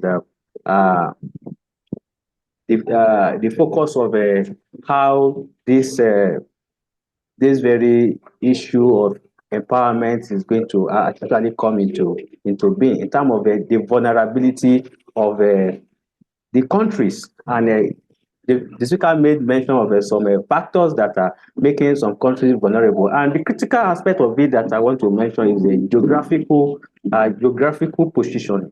It is not that most of these countries that are actually suffering from the effect or the impact of climate change are actually the cause. But it is because of the geographical unfortunate positioning of them that what is happening around the globe, they suffer it more. And that is the number one. The second one that I want to mention from our point is dependency or over dependency on the natural resources, because it is very difficult for any country that is depending on the natural resources, which is being faced by the fight or by the effect of the climate change, to actually be resilient, to actually fight back. It is very difficult. It is only the developed nation that has alternative resources, that is not only natural resources, that can adapt, that can be resilient, and that can actually be responsive. Imagine that a country that is having natural resources of a forest hit by the effect of the climate change, where their food are, where their economic are based, where their livelihood are based. How did they survive? How did they cope? How did they adapt? How did they build resilience? So that is a very critical point that even when we are trying to devise solution, we should look at this very aspect that makes some countries vulnerable. Then the other aspect was technology development. Actually, any country that is not a technology independence is going to suffer a lot of impacts. And the last one is poverty. People don't have access to information, media, like information communication houses, and also medium or media or whatever the case may be, because they are in poverty. Somebody that has no shelter to hide is a head to live. How will they have access to the information, know what is going on around the world, know what is coming to their environment that is going to affect their livelihood, that is going to affect their children, that is going to affect their economy or markets? So these are the critical points that we all need to look at when we are talking about the future leaders, because I want to paint a scenario from that very narration. Many people that are living in the advanced country don't know that some people find it difficult to actually hit 3 square meals, eating in the morning, eating in the afternoon, eating in the evening, and also have some snacks. Some of these very children that we are looking at as the future leaders, some of them don't have that very experience because they don't witness it. But through this very kind of a forum, they can be aware of some of these very circumstances, the realities that are affecting people in some other part of the world. And the other aspect that I want to talk about is how is this very issues be addressed? And the speaker talk about information sharing, very, very important. Like what we are saying now, if nobody has been here, what is happening in Vietnam, what is happening in South Africa, what is happening in India, what is happening in Pakistan, nobody knows. They will just be confined into their school where they are learning mathematics, English, biology, and the rest from the textbook, not from the reality. Not from the reality, from the textbook, something that has been written by an author, not the reality of what we are actually discussing. So that is information. Through information, yes, the future leaders can be well equipped, and also learning support, mentoring and guidance. Yes, the speaker talk about it. Then networking, collaboration, participation. So these are the critical areas that the future leader needs to be equipped to properly address these very challenges. Then I said something harder to read: policy. Which policy are in place? Actually, the United Nations and some other regional organizations are doing fine now by including the youth organs of this very multilateral, bilateral, and also national and regional organizations that are looking into the sustainable development. They are having the youth organ to actually keep youth engaged, to actually make them have the voice, to actually learn along the process. And that is very, very important. Policy and also financial incentives, funding incentives for their initiatives, for the initiatives that are coming from the young minds and the rest like that. But at the end of this very, I want to conclude with there is need to draw a clear direction of why do we need to empower the future leaders. Why? Number one, that I want to add is that a long-term solution, because they must be kept abreast from where the issue was coming from, the situation now, then project to the future. So that is very important. Long-term solution. The second one is that they will be well equipped and well active in driving innovations that are going to solve this very problem. Then they will be actively collaborating. If the future leaders are working, they will be actively collaborating. Then interdisciplinary solution from different disciplines. It is very hard now to have any modern 21st century or tech-oriented university or tech-oriented institution or even organization that is going to base their study or curriculum or courses on a single focus, like physics, science, or biological science. Also, the world now is becoming to have a course that is transdisciplinary, something like sustainable technology and renewable energy as a course, not like the whole course that we were used to, like focusing on only technology, focusing on the engineering, focusing on the science. Well, these are the issues. These are the ways that why we're actually engaging the future leaders to feel empowered. And the last one is to actually foster multi-level and transboundary contribution and participation, because that is the way to go.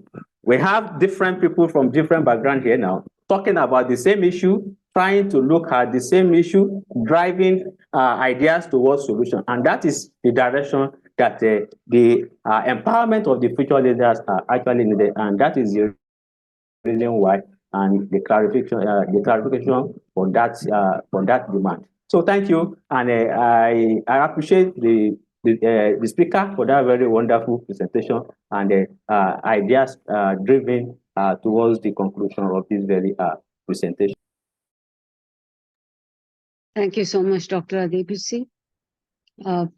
So on the same lines, we have our next speaker, who's a computer science student, engineering student from, and she also represents IGEN. So here is Bavadarni talking on the same pointer, which is losses or claims are disproportionately experienced in vulnerable developing countries.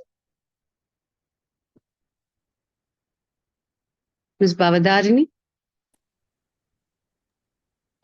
Can I have? Yeah.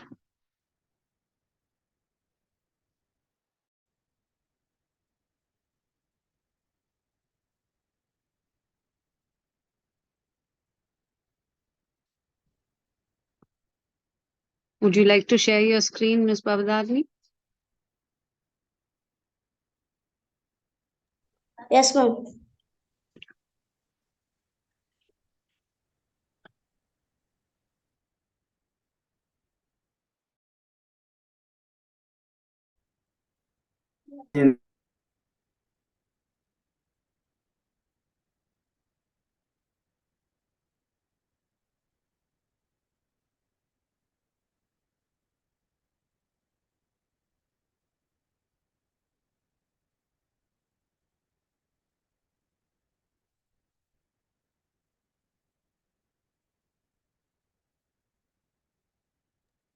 Are you able to share? No, ma'am.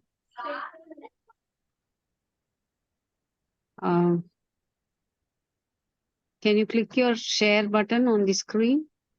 Yes, ma'am. Can any members of IGEN help her with the presentation, please? Yeah, just a minute.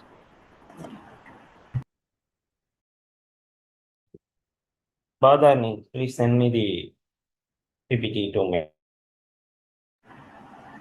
I will share, ma. Wait. Yeah, okay, ma'am.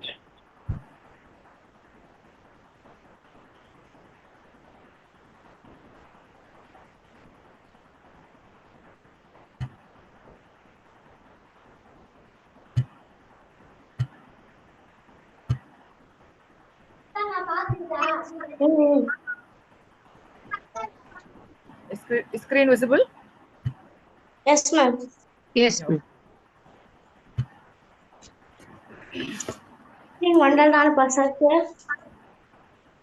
You can proceed. I am Bhavadani from India Education Research Institute, Computer Science Engineering, currently doing third year CS. Next slide. Now I talk about the disproportionate losses in vulnerable countries. Losses and claims are unfairly prevalent, contributing the socio-economic challenges. The impact is felt across various sectors such as healthcare, in agriculture and infrastructure, posing complex challenges by policymakers and aid organizations.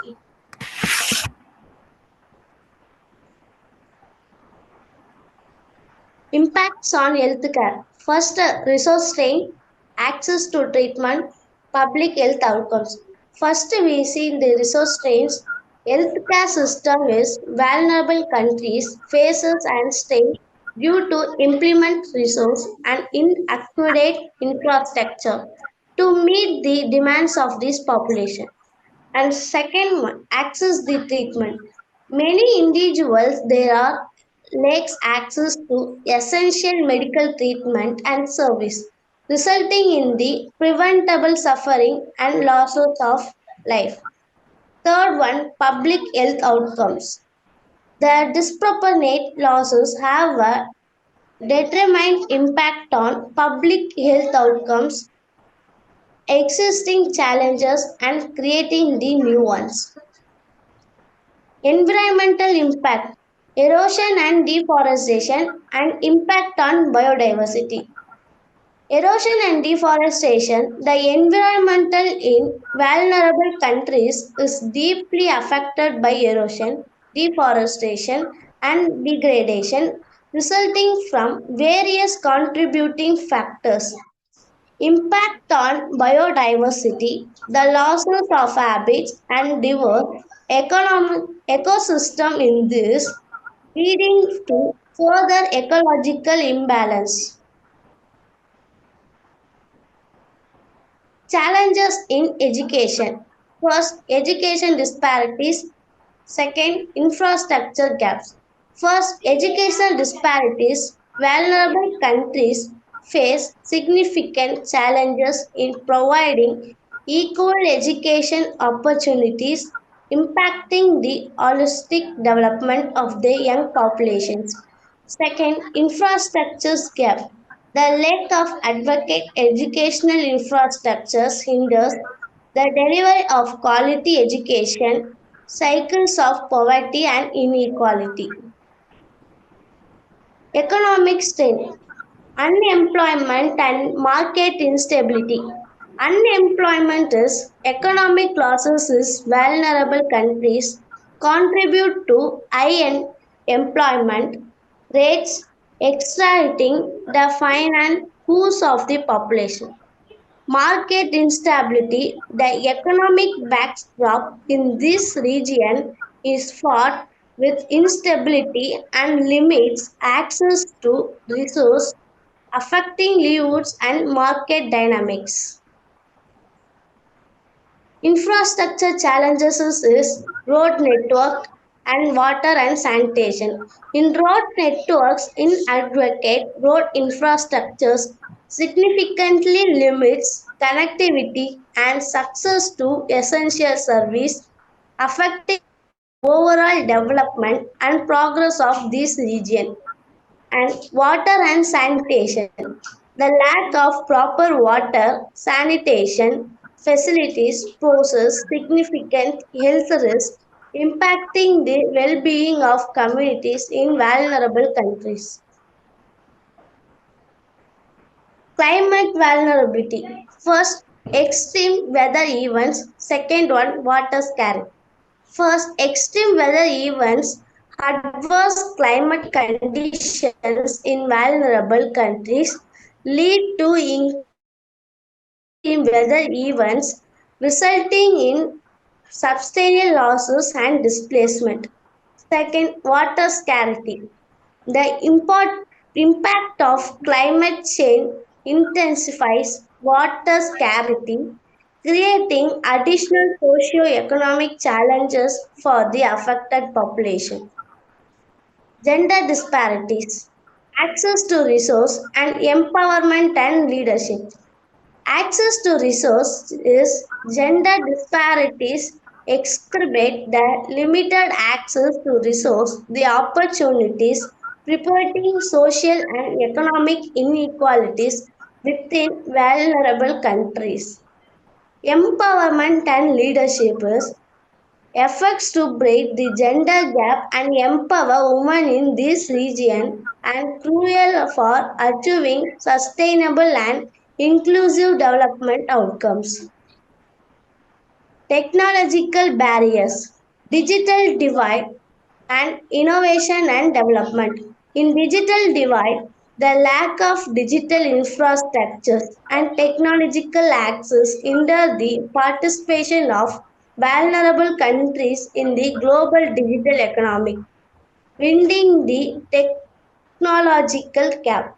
The innovation and development, enhancing technological capabilities and promoting digital innovation is essential for addressing the development challenges prevalent in this region. Community reliances, collective action, social supportive system. In collective action, communication is vulnerable region exhibit remarkable reliances and resourcefulness, fostering collective action for sustainable development and recovery.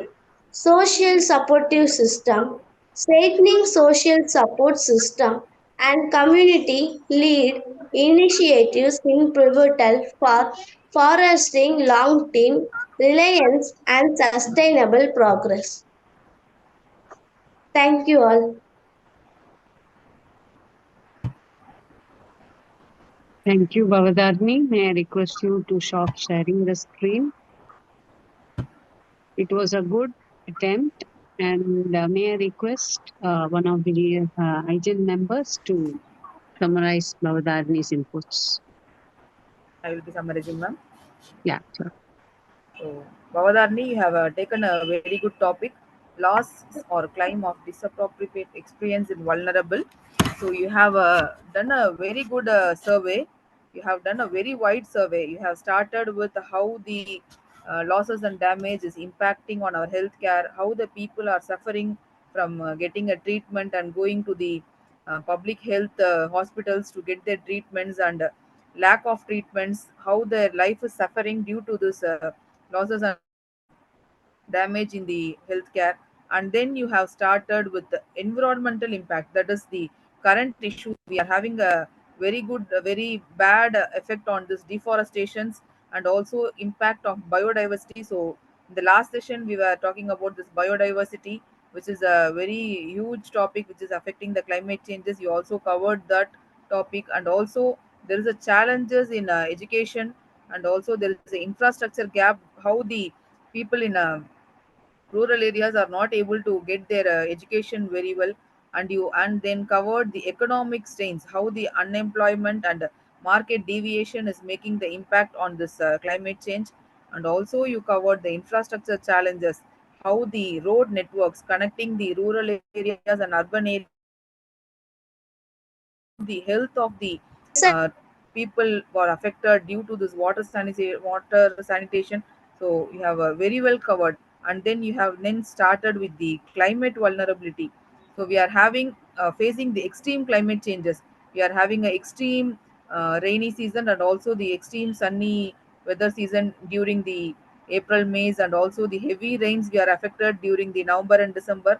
So due to this changes in climate, we are facing this extreme weather condition. And also you have covered about the gender disparity. So this is also the main issue in empowerment and leadership. And then you also covered the technological barriers, which is having the digital divide and innovation development, which is also having the impact on this losses and damage of developing the vulnerable countries.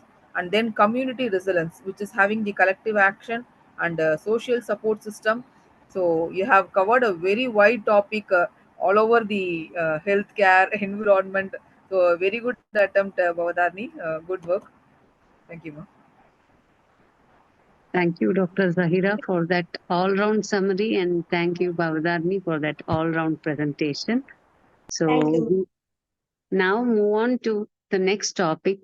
When we say the word global warming, we definitely know the impacts that has covered all our textbooks and our minds. So what is the impact of global warming in future losses and damages? So S. Suja, who's a student of Triple E Engineering from Crescent Institute of Science and Technology and also part of IGEN, is saying that it's going to definitely increase with global warming. May I invite Suja, Ms. Suja, to take over the stage. Yes, ma'am. Let me present my screen, ma'am. Sure.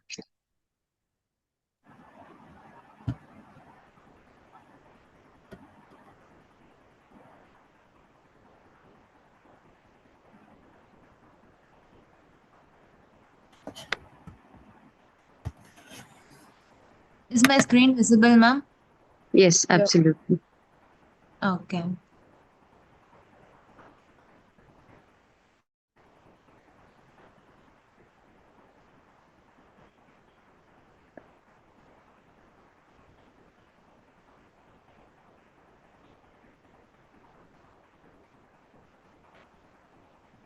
You can make it a slide share and start, ma'am.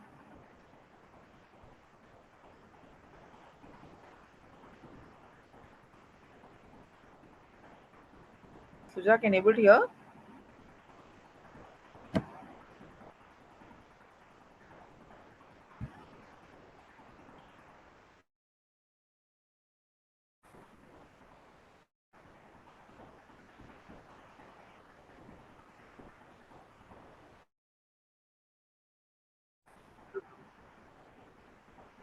Jeez.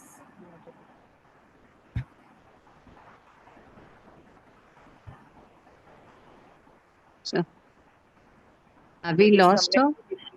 Yes, ma'am. Maybe some network issue.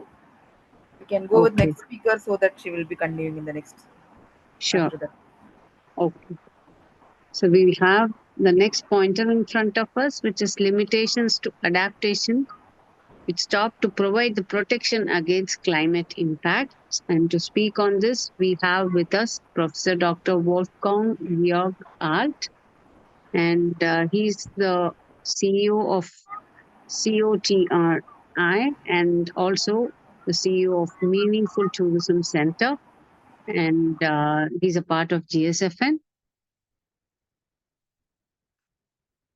The stage is all yours, sir. Thank you very much. Welcome everybody and Happy New Year. Today in China, the year of the wood dragon is starting. So if you allow me to share my screen with you.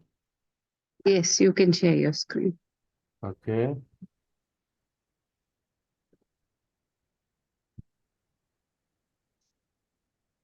Oops, just a second.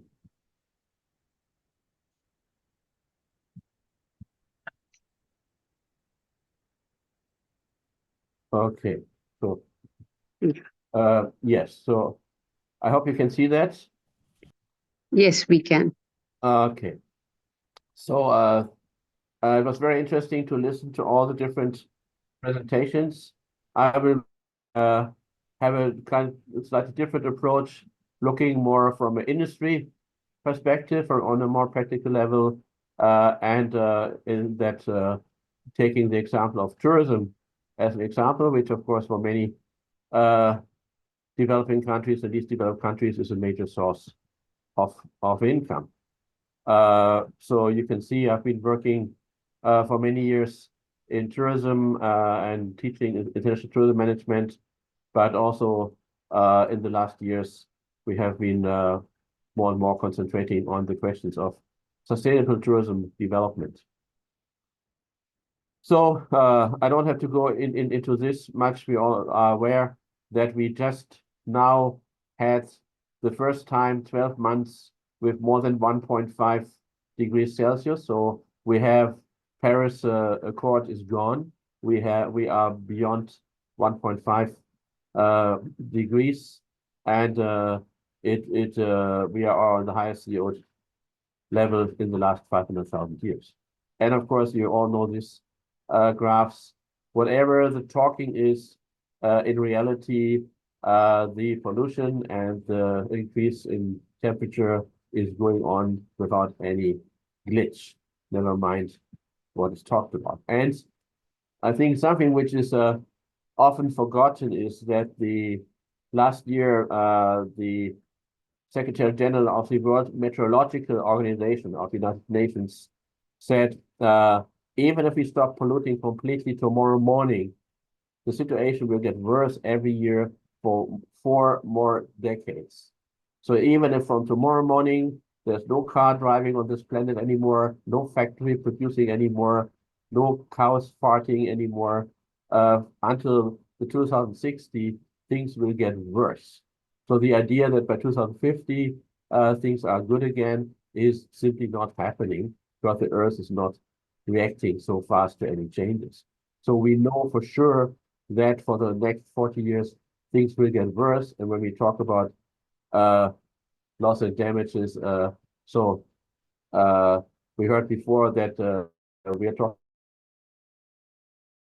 money will certainly be not enough to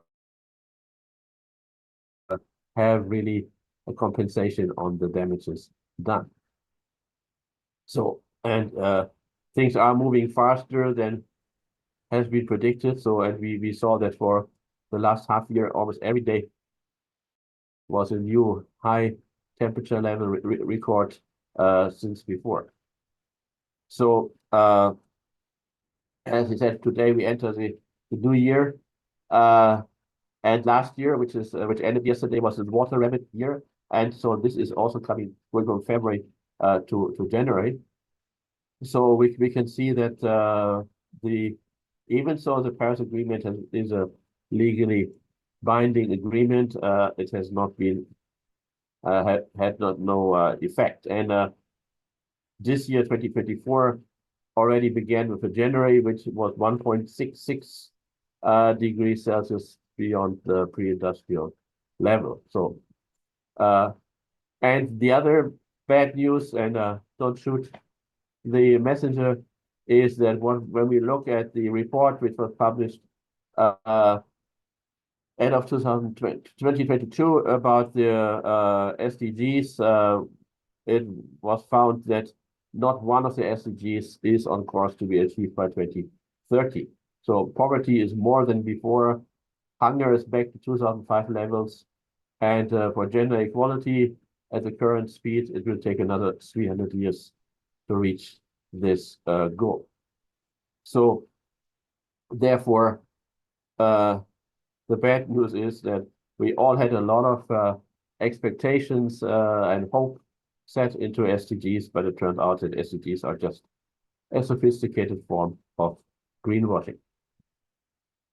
So talking about tourism, tourism has been growing. So when I was born, 1957, there were like 100 million international trips. Now we had, before the pandemic, 1.5 billion trips. And now we are already more or less back to the level of before the pandemic. You can see that the world was back in the summer of 2023 to 84% of the 2019 levels.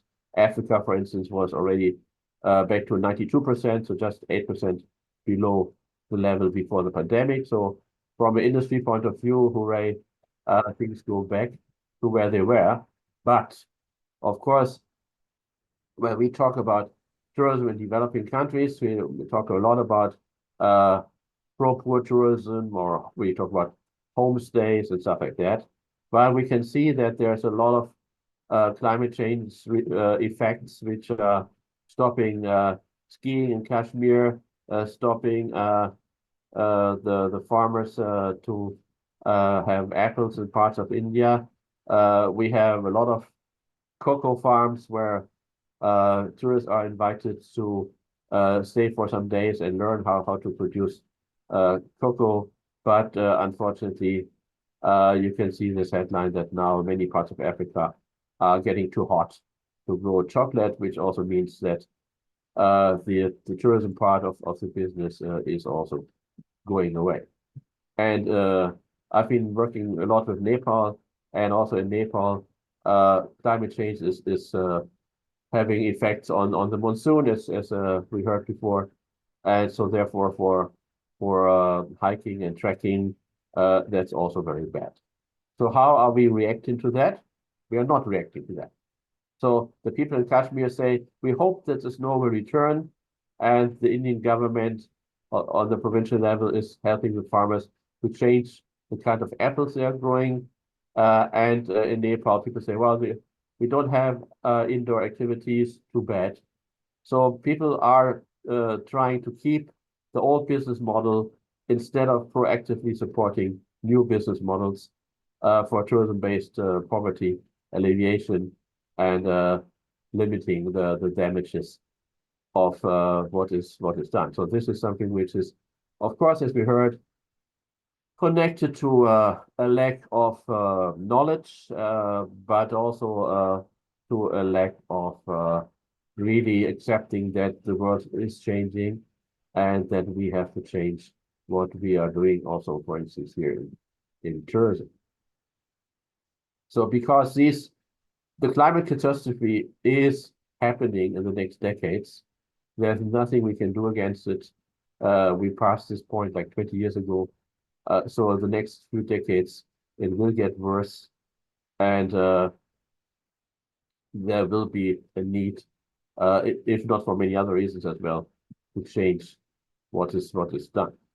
So based on this, we have developed a paradigm which is called meaningful tourism, where we are saying if you want to have sustainable tourism, you need to bring benefits to all stakeholders. And in the context of what we are discussing here, that's about a lot about the host communities and the people working in the companies. That if they are not happy, if they don't get a benefit from tourism, then it will not work. So, and this is not only as a way to slow down the effects of the climate catastrophe, it is also in the interest of the companies not working anymore. So if you are in Kenya, a beach resort, but you have jellyfish and algae in the water and 50 degrees in the summertime, then you will have to come up with some idea what else you can do. So what other things you can offer other than beach if beach is no longer possible. So so this is the base of the ideas of meaningful tourism. I think I don't have time to go into details here, but the key point is that you need to define KPIs, key performance indicators. So it's not enough to say, everything should be better and we all should try harder, but you will need to also for discussing about what kind of funding you might get for this, you need to define clear KPIs for all the 6 stakeholders to say, okay, how can and measure how their benefits and their satisfactions are achieved, and or creating action plans. How can you achieve better KPI results, and then find funding for such action. So this is a powerful tool to become and more satisfied, to avoid host community resistance, which you have now in many places that the locals don't like the tourists to come and tourists don't send them. To attract qualified and satisfied staff, which is a big problem for tourism industry all over the world. To increase the margins with better quality for higher prices, and therefore the long-term return on investment. To provide governments with tax income and also with instruments for regional development, and at least to mitigate climate change and to support adaptation. So that's all from my side. We do have a publication called Meaningful Tourism Weekly. You can see here on Substack, you can freely download this. This is published every week. So that is, I think, a practical point of view from the tourism industry point of view. And thank you very much for giving me the opportunity to join today's webinar. Thank you, Professor Dr. Art. And definitely meaningful tourism is going to be the way forward to prevent so much of the climate catastrophe. And may I request Dr. Adebisi to summarize?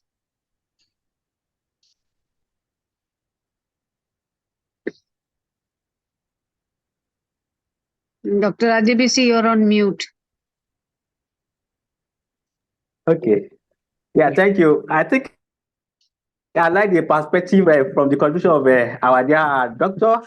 And I think doctor will agree with me that tourism is actually contributing to these very issues, and you managed to actually present a case, which I am going to mention during the summary as well. I like the presentation, very informative. And you mentioned from the point of a reference that the hottest, the experience has started to be increasing, and also the temperature rise is also, and it is amazing to have the value of 1.66 degrees centigrade as at now that you are mentioning. And you also mentioned that the statement of the Secretary General of the WMO that is actually referencing as the 4 decades, that even if we stop today, the time that he was mentioning the statement or pronouncing the statement, that we still have 4 decades to actually still experience the same trend. And I think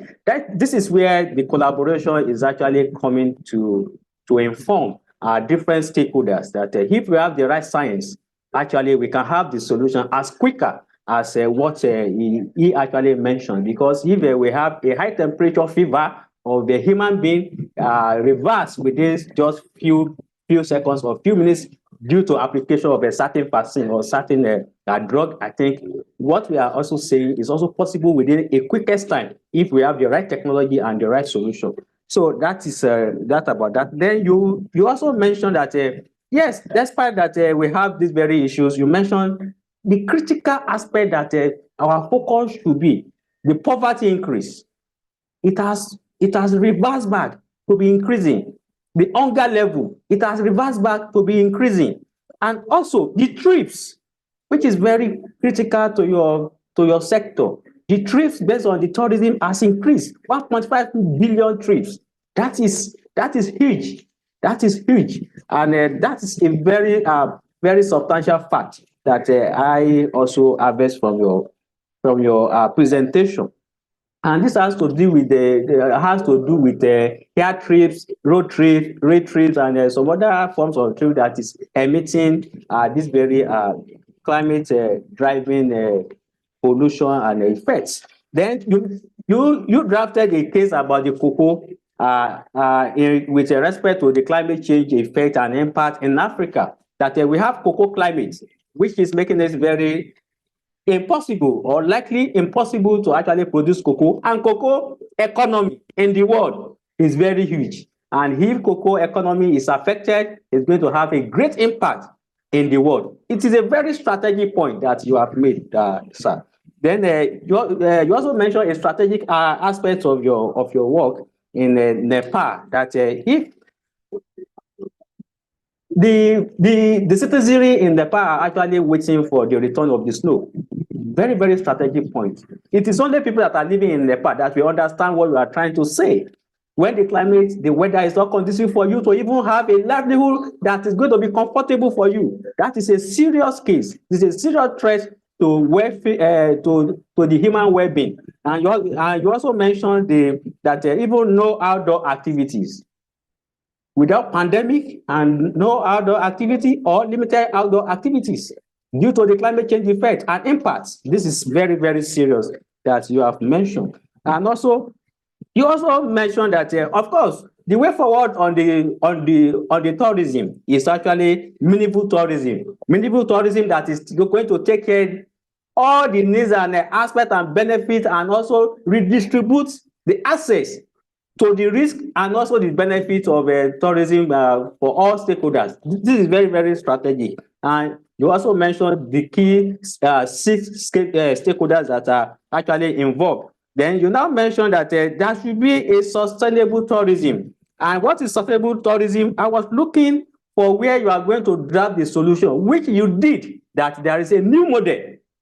There is a new model that is going to be a response from all stakeholders, not only people that are actually transiting, but all stakeholders that are involved in transport, in energy, in infrastructure, government, and the local community themselves, that all must be involved to actually make a shift to the new model that is very innovative and that can address these very issues and make their goals balanced.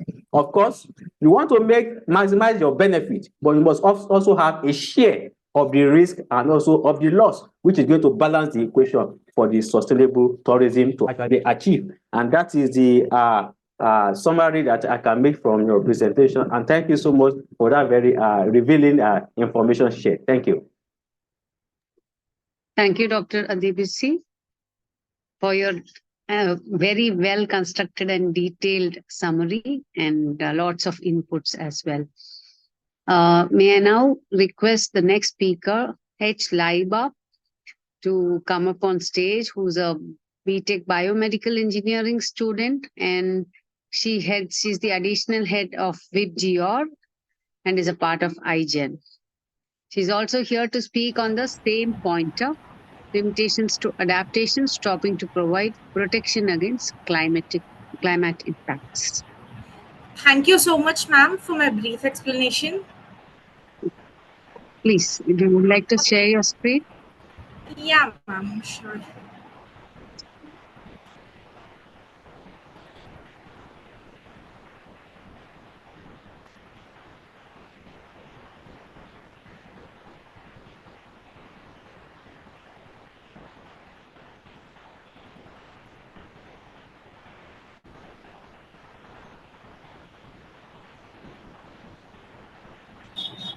Ma'am, can you just once check? Yes, I can see Is the my, presentation. Yes. is my screen is audible? Yes. Yeah. One second.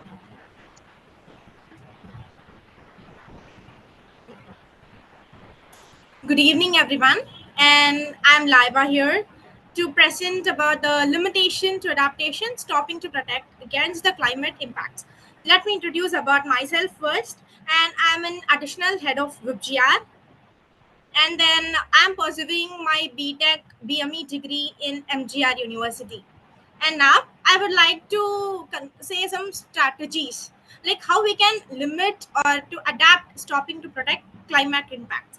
And by starting my introduction, I'll just start with like understanding our boundaries. We have to understand and boundaries like what the things we have to adapt, and it plays a crucial for sustainable progress. And this prevents in exploring overcoming limitations. If we have some limits and we should not have to cross that. And then going for next, by exploring the geographical and social economic, we have to know the basic content about the technological boundaries, like we should not cross what we have to do and what we have not to do.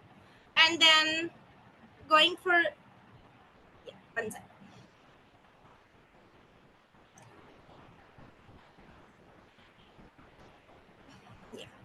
And by next one, the challenges and adaptation, identifying the complexities, like identifying what the real problem is, like policy barriers, or you can also take the like communities which creates pollution or which leads to climate change actually. And then innovative solution, we have to come open with the innovative solution by cutting the edge of the technologies, like collaborating with innovators, and also we can collaborate with public, like, and we have to create some awareness. And then community engagement, like empowering the local communities, even like we if educated students or educated professors, teachers will know what the real economic or what the real climate change occurs for. But what about the local communities, what about the local peoples, what about the uneducated peoples who doesn't know about this actually? And we have to explore, we have to lead this, we have to take this to them, and we have to explain what is the real change is occurring for.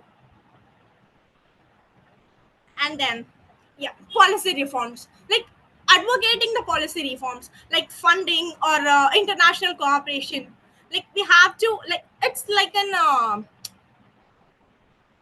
before, like it's like in future, maybe we can also say like it's like in future savings, yeah, it's like in future savings, like by funding or international cooperation can always helps in climate actions. If it's occurred, if something has occurred, if something has occurred or something has happened different, we can help, we can help the society by this. And then technology advancement, like leveraging the innovative technologies such as renewable energy, which we are doing from the first, and then climate monitoring, and then green infrastructure, which IGEN is, have involved the best in this. And then implementing sustainable resource management, like for example, we have a 17 sustainable goals, right?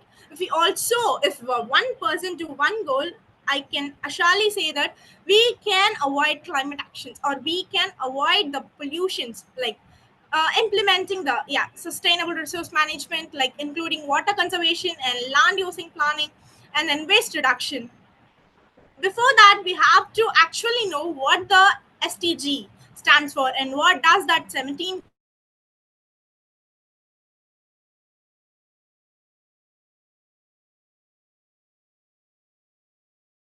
goal stands for. Hello, ma'am, am I audible? Yes, yes. There is a small breakage, but Yes, you ma, you are are audible. back, I guess. Yeah, one second, ma'am. I'm facing some issues. Now we can hear you. We can hear you, ma. No Can I issue. continue now, ma'am? Yeah, Yes, you are yes, audible. please do. Thank you. Yeah, thank you, ma'am. And let me say about the barriers, what strategies which we can follow. Economic consideration, evaluating the actual economic implementation of climate impact adaptation, like cost benefits analysis and investment strategies. If we follow this, we can actually control the economic consideration.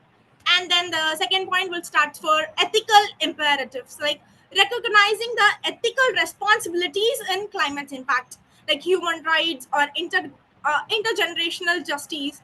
And ethical, ethical imperatives are paramount. And then monitoring and evaluating, it's an easy task or easy strategy which we all can follow, like establishing monitoring frameworks, impact assessment and evaluating mechanism. We can also say if we plant a tree, if we plant one tree, by seeing us a future generation will also plant, and can also leads to a green country, a green world, like that. And then, as I already said, public awareness, like education, companies, media outreach, it should reach the people, uneducated people, or it should reach the public who doesn't know about the climate impact adaptation.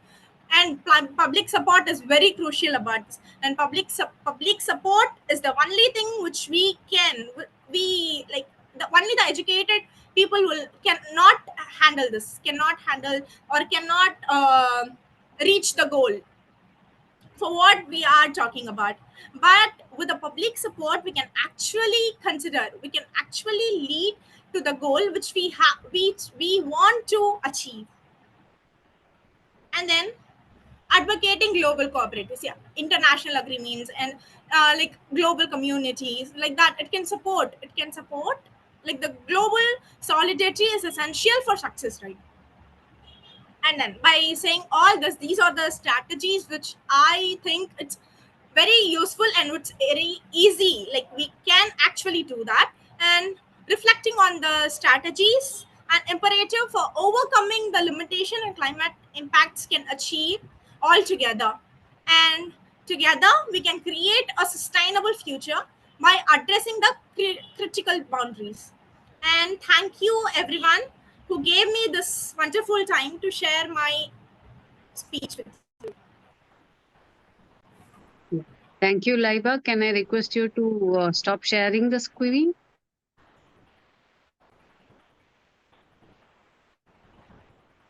Yeah, ma'am.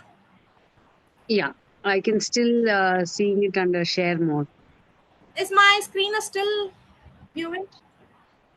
Yeah, I can still see your screen. Oh, but It was I'm an facing some network energetic issue. presentation with all the inputs for the future. May I now request Dr. Lakshmi to summarize? Yes, ma'am. Thank you for the opportunity, ma'am. Thank you, Laiva. A wonderful presentation about the limitation to adaptation, stopping to protect against a climate impact. A nice presentation given by you. You are told about the boundaries. Thank what you are the boundaries? so much, ma'am. Thank you, ma'am. You have explained about the boundaries and the challenges in the climate impact adaptation, which is very, very crucial at this moment. And you explained about the exploration of geographical, social, economic, and technological boundaries that impact the climate change.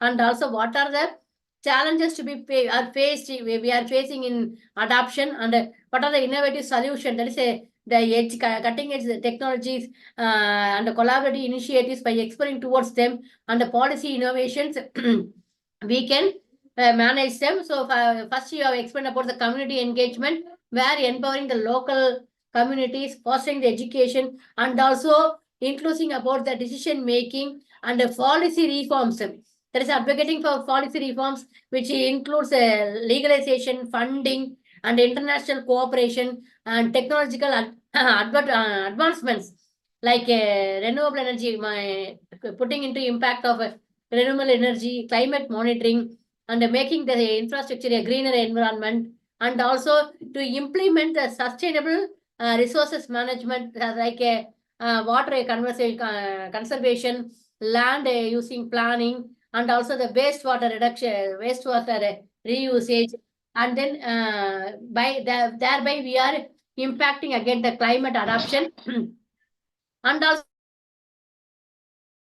he explained about the collaborative partners like NGO and international partnership and public-private partnership and all. And what are the economic considerations to be considered for this climate impact adaptation, like cost benefit, investment strategies, and development, sustainable development and all. And about the ethical imperatives, you explained about the ethical responsibility, in particular on the climate impact. That is by social equality, human rights, intergenerational justice, and all you explained. Finally, you explained about the monitoring and evaluation, establishing the monitoring frameworks to measure the effectiveness of the climate adaptation and making the public to aware about the climate changes and making the people to accommodate this to make changes in their real life. You explained those things in a very good manner, Ma. Finally, you conclude with what are the limitations and how to overcome those limitations. Also, you explain in a very nice manner. Thank you, Ma. All the very best. Thank you so much, ma'am.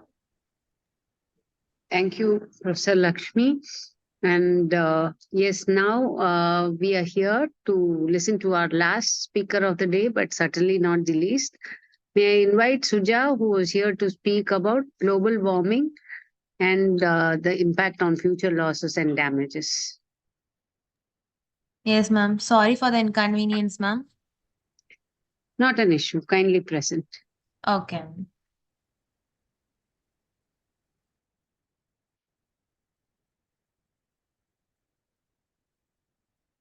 Is my screen visible, ma'am? Yes, yes.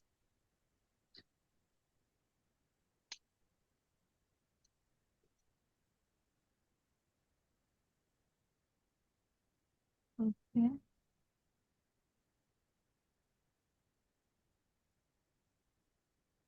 Okay. Without delay, let me discuss the contents of my presentation straight away. As I lastly started with the topic,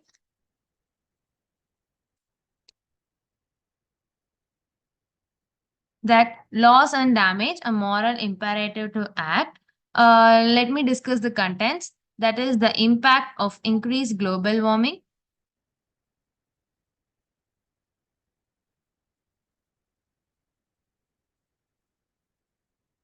Ma'am, am I audible? Yes, yes. Okay. Kindly spearhead the presentation and you can move on. Okay, ma'am. Then understanding the economic and environmental consequences, loss and damage, global warming trends, causes of global warming, social and economic impacts as well as environmental impacts, mitigation and adaptation strategies, international cooperation and policies. Okay, firstly, climate is determined by the pattern of temperature and precipitation averages and extremes at a location. There are different climates around the world, such as tropical, dry, and moderate. And global warming caused by greenhouse gas pollution is causing the immediate and direct changes to the planet. The Earth's temperature had already warmed by 1 degree Celsius compared to pre-industrial levels. This temperature rise may appear small, but small rises in temperature translate into big changes for the world's climate. This is because this extra energy is like system. Next, let us understand the economic and environmental consequences. Economic growth is influenced by various factors, including population growth, improved productivity, new technologies, and growth in human capital. While population growth can affect the environment through increased consumption, resource use, and waste production, factors such as improved productivity and new technologies can reduce the resource intensity of goods and services by producing the same amount using fewer resources. And next comes the loss and damages. It refers to the observed impacts and projected risks of climate change with impacts and projected risk, this increasing global warming and more frequent and intense natural disasters, climate change represents an existential threat to some of the most vulnerable countries. And averting, minimizing, and addressing this loss and damage is about protecting and strengthening the resilience of communities, livelihoods, and ecosystems in the face of climate change, ensuring they are safeguarded for future generations. There are approaches to respond to loss and damage. One such approach is the National Adaptation Plan. This process is fundamentally about minimizing the loss and damage through adaptation action. These NAP documents are relevant to conversations about loss and damage because they contain info and analysis that facilitates an understanding of country-specific losses and damages, provide insights into countries' understanding of the relationships between adaptation, disaster risk reduction, and DRM, include concrete actions to minimize the losses and damages. UNEP actually assists countries all over the world in their efforts to create these national adaptation plans, and this was established under the Cancun Adaptation Framework and re-emphasized in the Paris Agreement. Then let us discuss in detail about NAP. 6 enabling factors are essential to the NAP process. Leadership that involves high-level political leaders who are committed to addressing adaptation. Institutional arrangements. It involves the systematic integration of adaptation into development process. Engagement. It involves civil society organizations to participate in and influence decision-making in NAP process. Data, knowledge, and communications involves the collecting of climate data. Skills and capacities involves in enabling effective and efficient NAP process. Financing, it includes domestic and international sources. Here comes the global warming trends. The year 2022 was the 6th warmest year since global records began in 1880 at 0.86 degrees Celsius above the 20th century average of 13.9 degrees Celsius. This value is 0.13 degrees Celsius less than the record set in 2016, and it's only 0.02 degrees Celsius higher than last year's value. And the year 2005 was the first year to set a new global temperature record in the 21st century, currently ties with 2013 as the 11th warmest year on record. The month with the highest global temperature departure for the year 2022 was March at 0.94 degrees Celsius, while November had the lowest global temperature departure for the year. 2022 Northern Hemisphere surface temperature was also the 6th highest. Hemisphere had its 7th warmest year on at 0.61 degrees Celsius. Then let us discuss the causes of global warming. The main driver of climate change is the greenhouse effect. Some gases in the Earth's atmosphere act like the glass in the greenhouse, trapping the sun's heat and stopping it from leaking back into space and causing global warming. Some of the gases are carbon dioxide, methane, nitrous oxide, and fluorinated gases. Natural causes such as changes in solar radiation or volcanic activity also contribute to global warming. And the causes for rising emissions of burning coal, oil and gas, cutting down forests, increasing livestock farming, fertilizers containing nitrogen, fluorinated gases. And the next comes the social and economic impacts. Some of them are the cost of adapting coastal areas to rising sea levels, loss of capacity to work due to heat, more wars to gain access to limited resources, fresh water will be in short supply, and the migration of people will occur, then shrinkage of harvests and productivity, then prices of basic foodstuffs will be increasing, extreme meteorological phenomena will cause poverty, diseases will also spread due to higher temperature.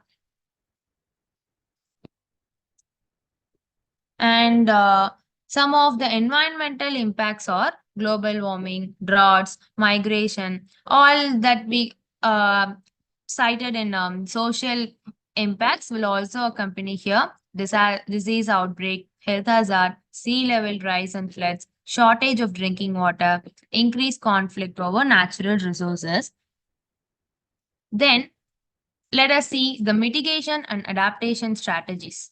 Responding to climate change involves two possible approaches: reducing and stabilizing the levels of heat trapping greenhouse gases in the atmosphere, that is mitigation. Adapting to the climate change already. The difference between climate change mitigation strategies and climate change adaptation is that mitigation is aimed at tackling the causes and minimizing the possible impacts of climate change, whereas adaptation looks at how to reduce the negative effects it has and how to take advantage of any opportunities that rise. Now, let us see the international cooperation and policies. Firstly comes the Paris Climate Agreement, which brought together the nations.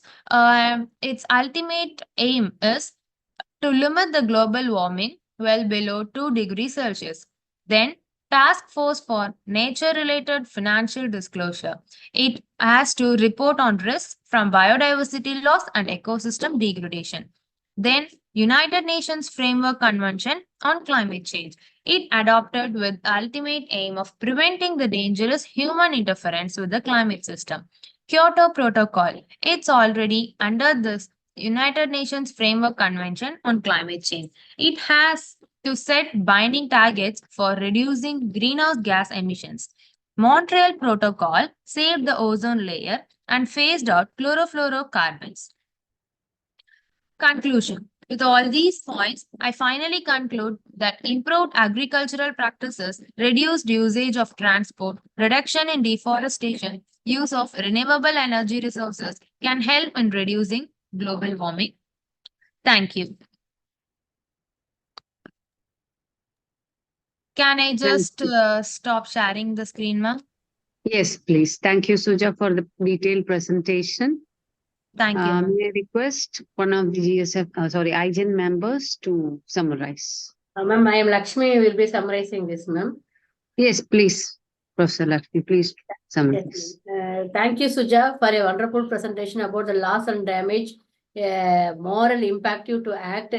So you have explained about the future losses and the damages, how these future losses and damages will impact on the increased global warming, and also the understanding about the economic and environmental consequences in terms of population growth, productivity, technologies, new technologies, and also in human capital. So because of the population growth, you will be increasing the consumption, resources usage, and waste production. So what is loss and damage? You explain in a very nice manner. The National Adoption Plan, the process which fundamentally about the minimization of loss and damage by adopting the act by the act of adaptive action. So the which will be containing the information analysis which are facilitating the specific loss, and understand the relationship between the adoption and the disorder risk reduction. And you explained about the NAP process, the planning, monitoring, first monitoring, evaluation, and learning, and then planning, and finally the implementation process. And you also statistically analyzed starting from 2010 onwards how the global warming trends are taking place, and what are the global warming actions, the greenhouse effect also you have explained, and causes for raising the emission, and because of that, what are the social and economic impacts that we are facing, and also the environmental impacts such as hunger, migration, and then health hazards, disease increasing, and what are the causes for environmental degradation. And you also explained about the mitigation and adoption of strategies. What are the mitigation measures and adapting measures you explained. And in the final, you explained about the international cooperation and the corporation and the policies, the Paris Climate Agreement, Task Force financial disclosure, and the United Nations Framework for Convention on Climate Change, and also about the Montreal Protocol. And finally, you outlined all this information, and you said that we have to reduce the transportation and reduce the deforestation, and we have to maximum utilize the renewable energy. Thereby, we can reduce the global warming. Thank you, Ma. Thank you for the opportunity, ma'am. Thank you, ma'am. Thank you, Professor Lakshmi, Professor Dr. Lakshmi. It is now that time of our session where I open the floor to all the participants and viewers. You can interact or give your views about the topic. May I request Dr. Alt to begin?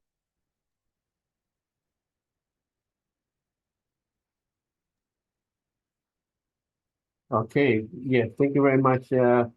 First of all, I think I learned a lot today from all the different speakers. So we were certainly reminded of the definitions and the basics, but also I think there were a lot of interesting points. And well, for me, so I was very happy also with the summary of Dr. Adebisi of my presentation. And so he mentioned that he is more optimistic than me or the World Meteorological Organization, that there will be technology. And so that would be a question for me. So the key point the WMO was talking about is the rise in the temperatures. And so I think, yes, there are some people saying we will find technology to take carbon dioxide out of the atmosphere, and so with some kind of Hoover, so whatever technology, but still for the temperature rise, and of course we will hopefully have new technologies not producing new pollution in the same amount we have now, but still I think this is very important for all of us living on this planet now, especially for the younger people. So could you name any technology where you think which will be able to actually slow down the increase in temperature, which is an effect from what happened until today, not what's happening in the future?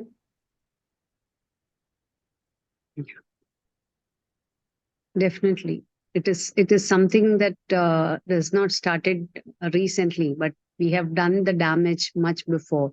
Yeah. And we're facing the impact today, and we're trying to avoid or control the situation. Personally, I feel it's like it's like, a small damage according to the huge world. We gave a small pinch to a baby and it's crying loud. Yes, but it is, I mean, the topic we have today is loss and damages. So how much can funding from the industrial nations help the developing world in getting compensation for the problems? And I'm afraid, so as Dr. Adebisi was saying earlier, the amounts are huge. So we talk about trillions of trillions of trillions. So I think, of course, we have to force the industrialized countries that they bring some billions and some 100 billions into this fund. But I think it is not realistic to think that this will actually be enough ever to pay for the damage, because it will be just enormous. And also the rich countries might not be so rich anymore in 10 or 20 years. So there was a study which was published yesterday saying that it is very likely that in maybe 20 years, the Gulf Stream will stop, which brings warm water to Northern Europe. So that means that probably in 20 years or 30 years, the United Kingdom and Northern Germany, where I'm now, will be under glaciers. So we will have ice here. So London will not exist anymore in 30 years. So which also means that they will not be able to give money to Africa.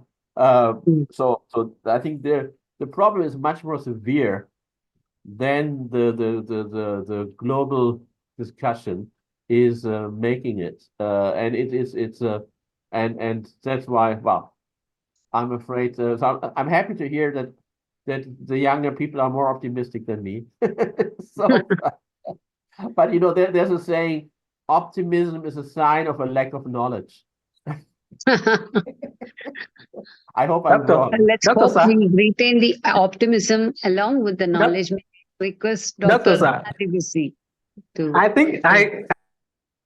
think I want to draw insight from your discussion of trying to compare the funding, the risk, and also the innovation. And I think if we look back to some 500 years, 200 years back, even not that 100 years back, we couldn't imagine that the world would have been so connected that we can be speaking within microseconds.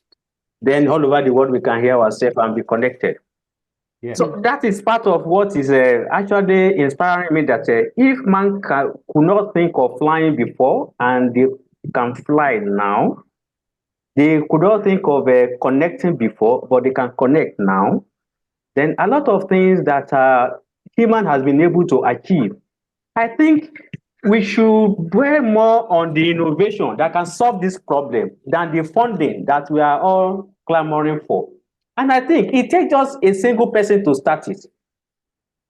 A lot of discovery was started by these very notable scientists that emerged from nowhere, from their nucleus of what they were doing, just to contribute. And it blew up to become a field of studies,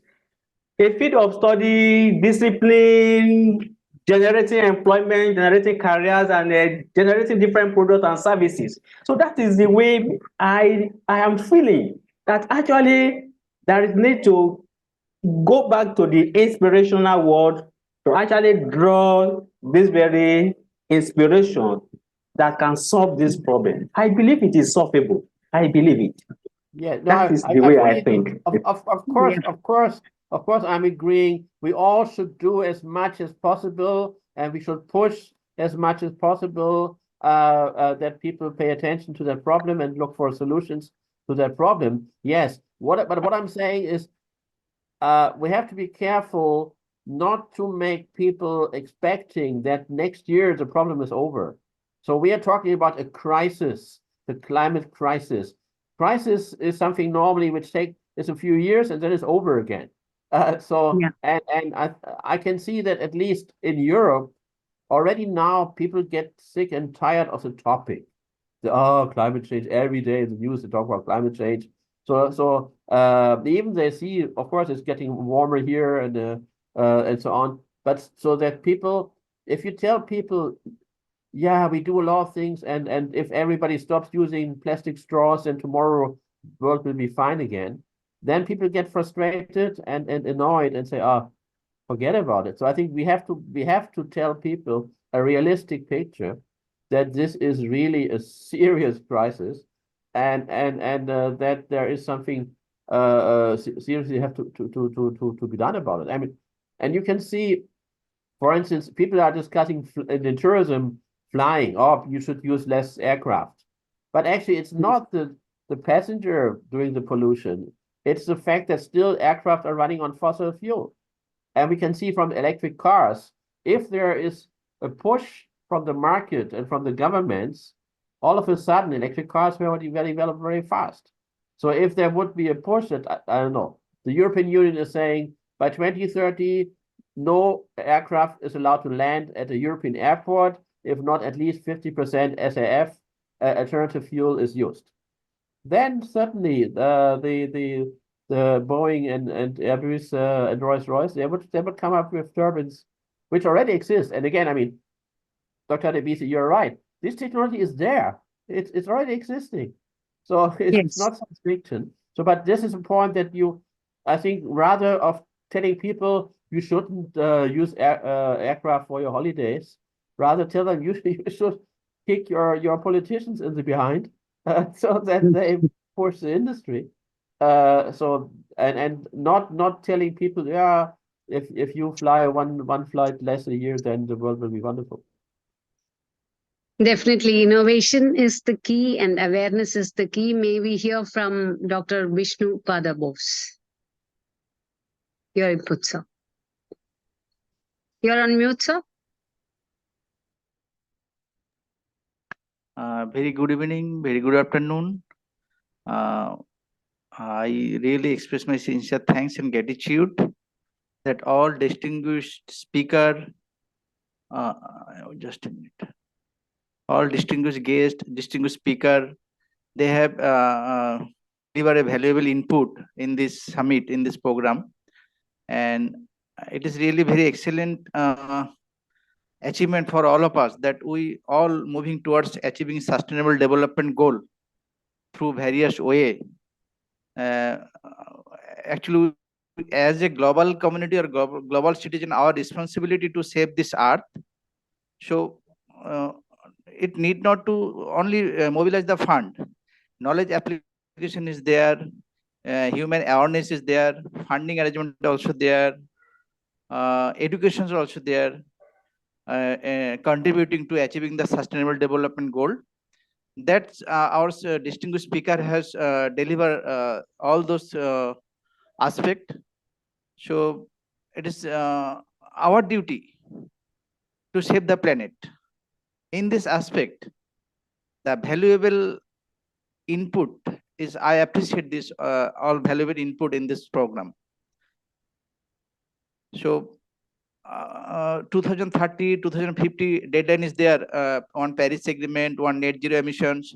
I hope it is our joint effort and hope we all achieve this goal with our valuable, providing our valuable inputs like knowledge, awareness, fund, and at the same time policy framework, international cooperation, cross-country cooperation, all are element. With all this element, we moving towards achieving the sustainable development goal. So thank you so much. Thank you, Professor Alt, Dr. Shahida Devesi and Vidya Madam and Balaji, Srividhya Madam, Sandha Madam, Jahira Madam, and all distinguished speaker, distinguished guest. Thank you for your all excellent contribution in this summit. Thank you so much. Thank you, sir. Dr. Zahira, would you like to say a few words? I guess probably there's a connection. Yeah, Professor Lakshmi, please. Actually, we have to thank COP for giving us an opportunity, ma'am, to make our students to give their point of view about this global warming. So the students, that's the younger generation are playing a vital role. So they should know about the causes which makes our world in a downer manner. So this gives the opportunity for them to think about that. A very good opportunity for us, for our IGEN, ma'am. Thank you so much for giving us the opportunity, ma'am. A pleasure to work with all of you and share your inputs. And hopefully we can take all of these inputs to the next level to implement wherever we can, wherever there are thoughts that could be put into action. And definitely one of them is to educate and make people aware, like how charity begins at home, discipline begins at home, awareness or nature awareness should begin at home and at a very young age. So I think all the parents, all the future generation should be made aware. That is also one of the things that they should teach their offspring and make a beautiful world and keep the world green, safe, and clean. So we've been around for 3 hours and it's time to bid adieu. Thank you, each one of you, for your time, inputs, effort, and with all the good thoughts. I wish you a great evening ahead and until next time. Ciao. Thank you, madam. Thank you, Lakshmi madam. Thank you, Jahira madam. Yeah. Thank you, Thank you, Srividhya Anna. madam. And thank you. Yes, thank you so much, all of you. Yeah, thank you. Thank you, sir. Thank you, ma'am. Thank you. Happy Thank New you, Year. and all. Yeah. Yeah. Happy New Year. Happy New Year. Thank you, ma'am. Bye bye.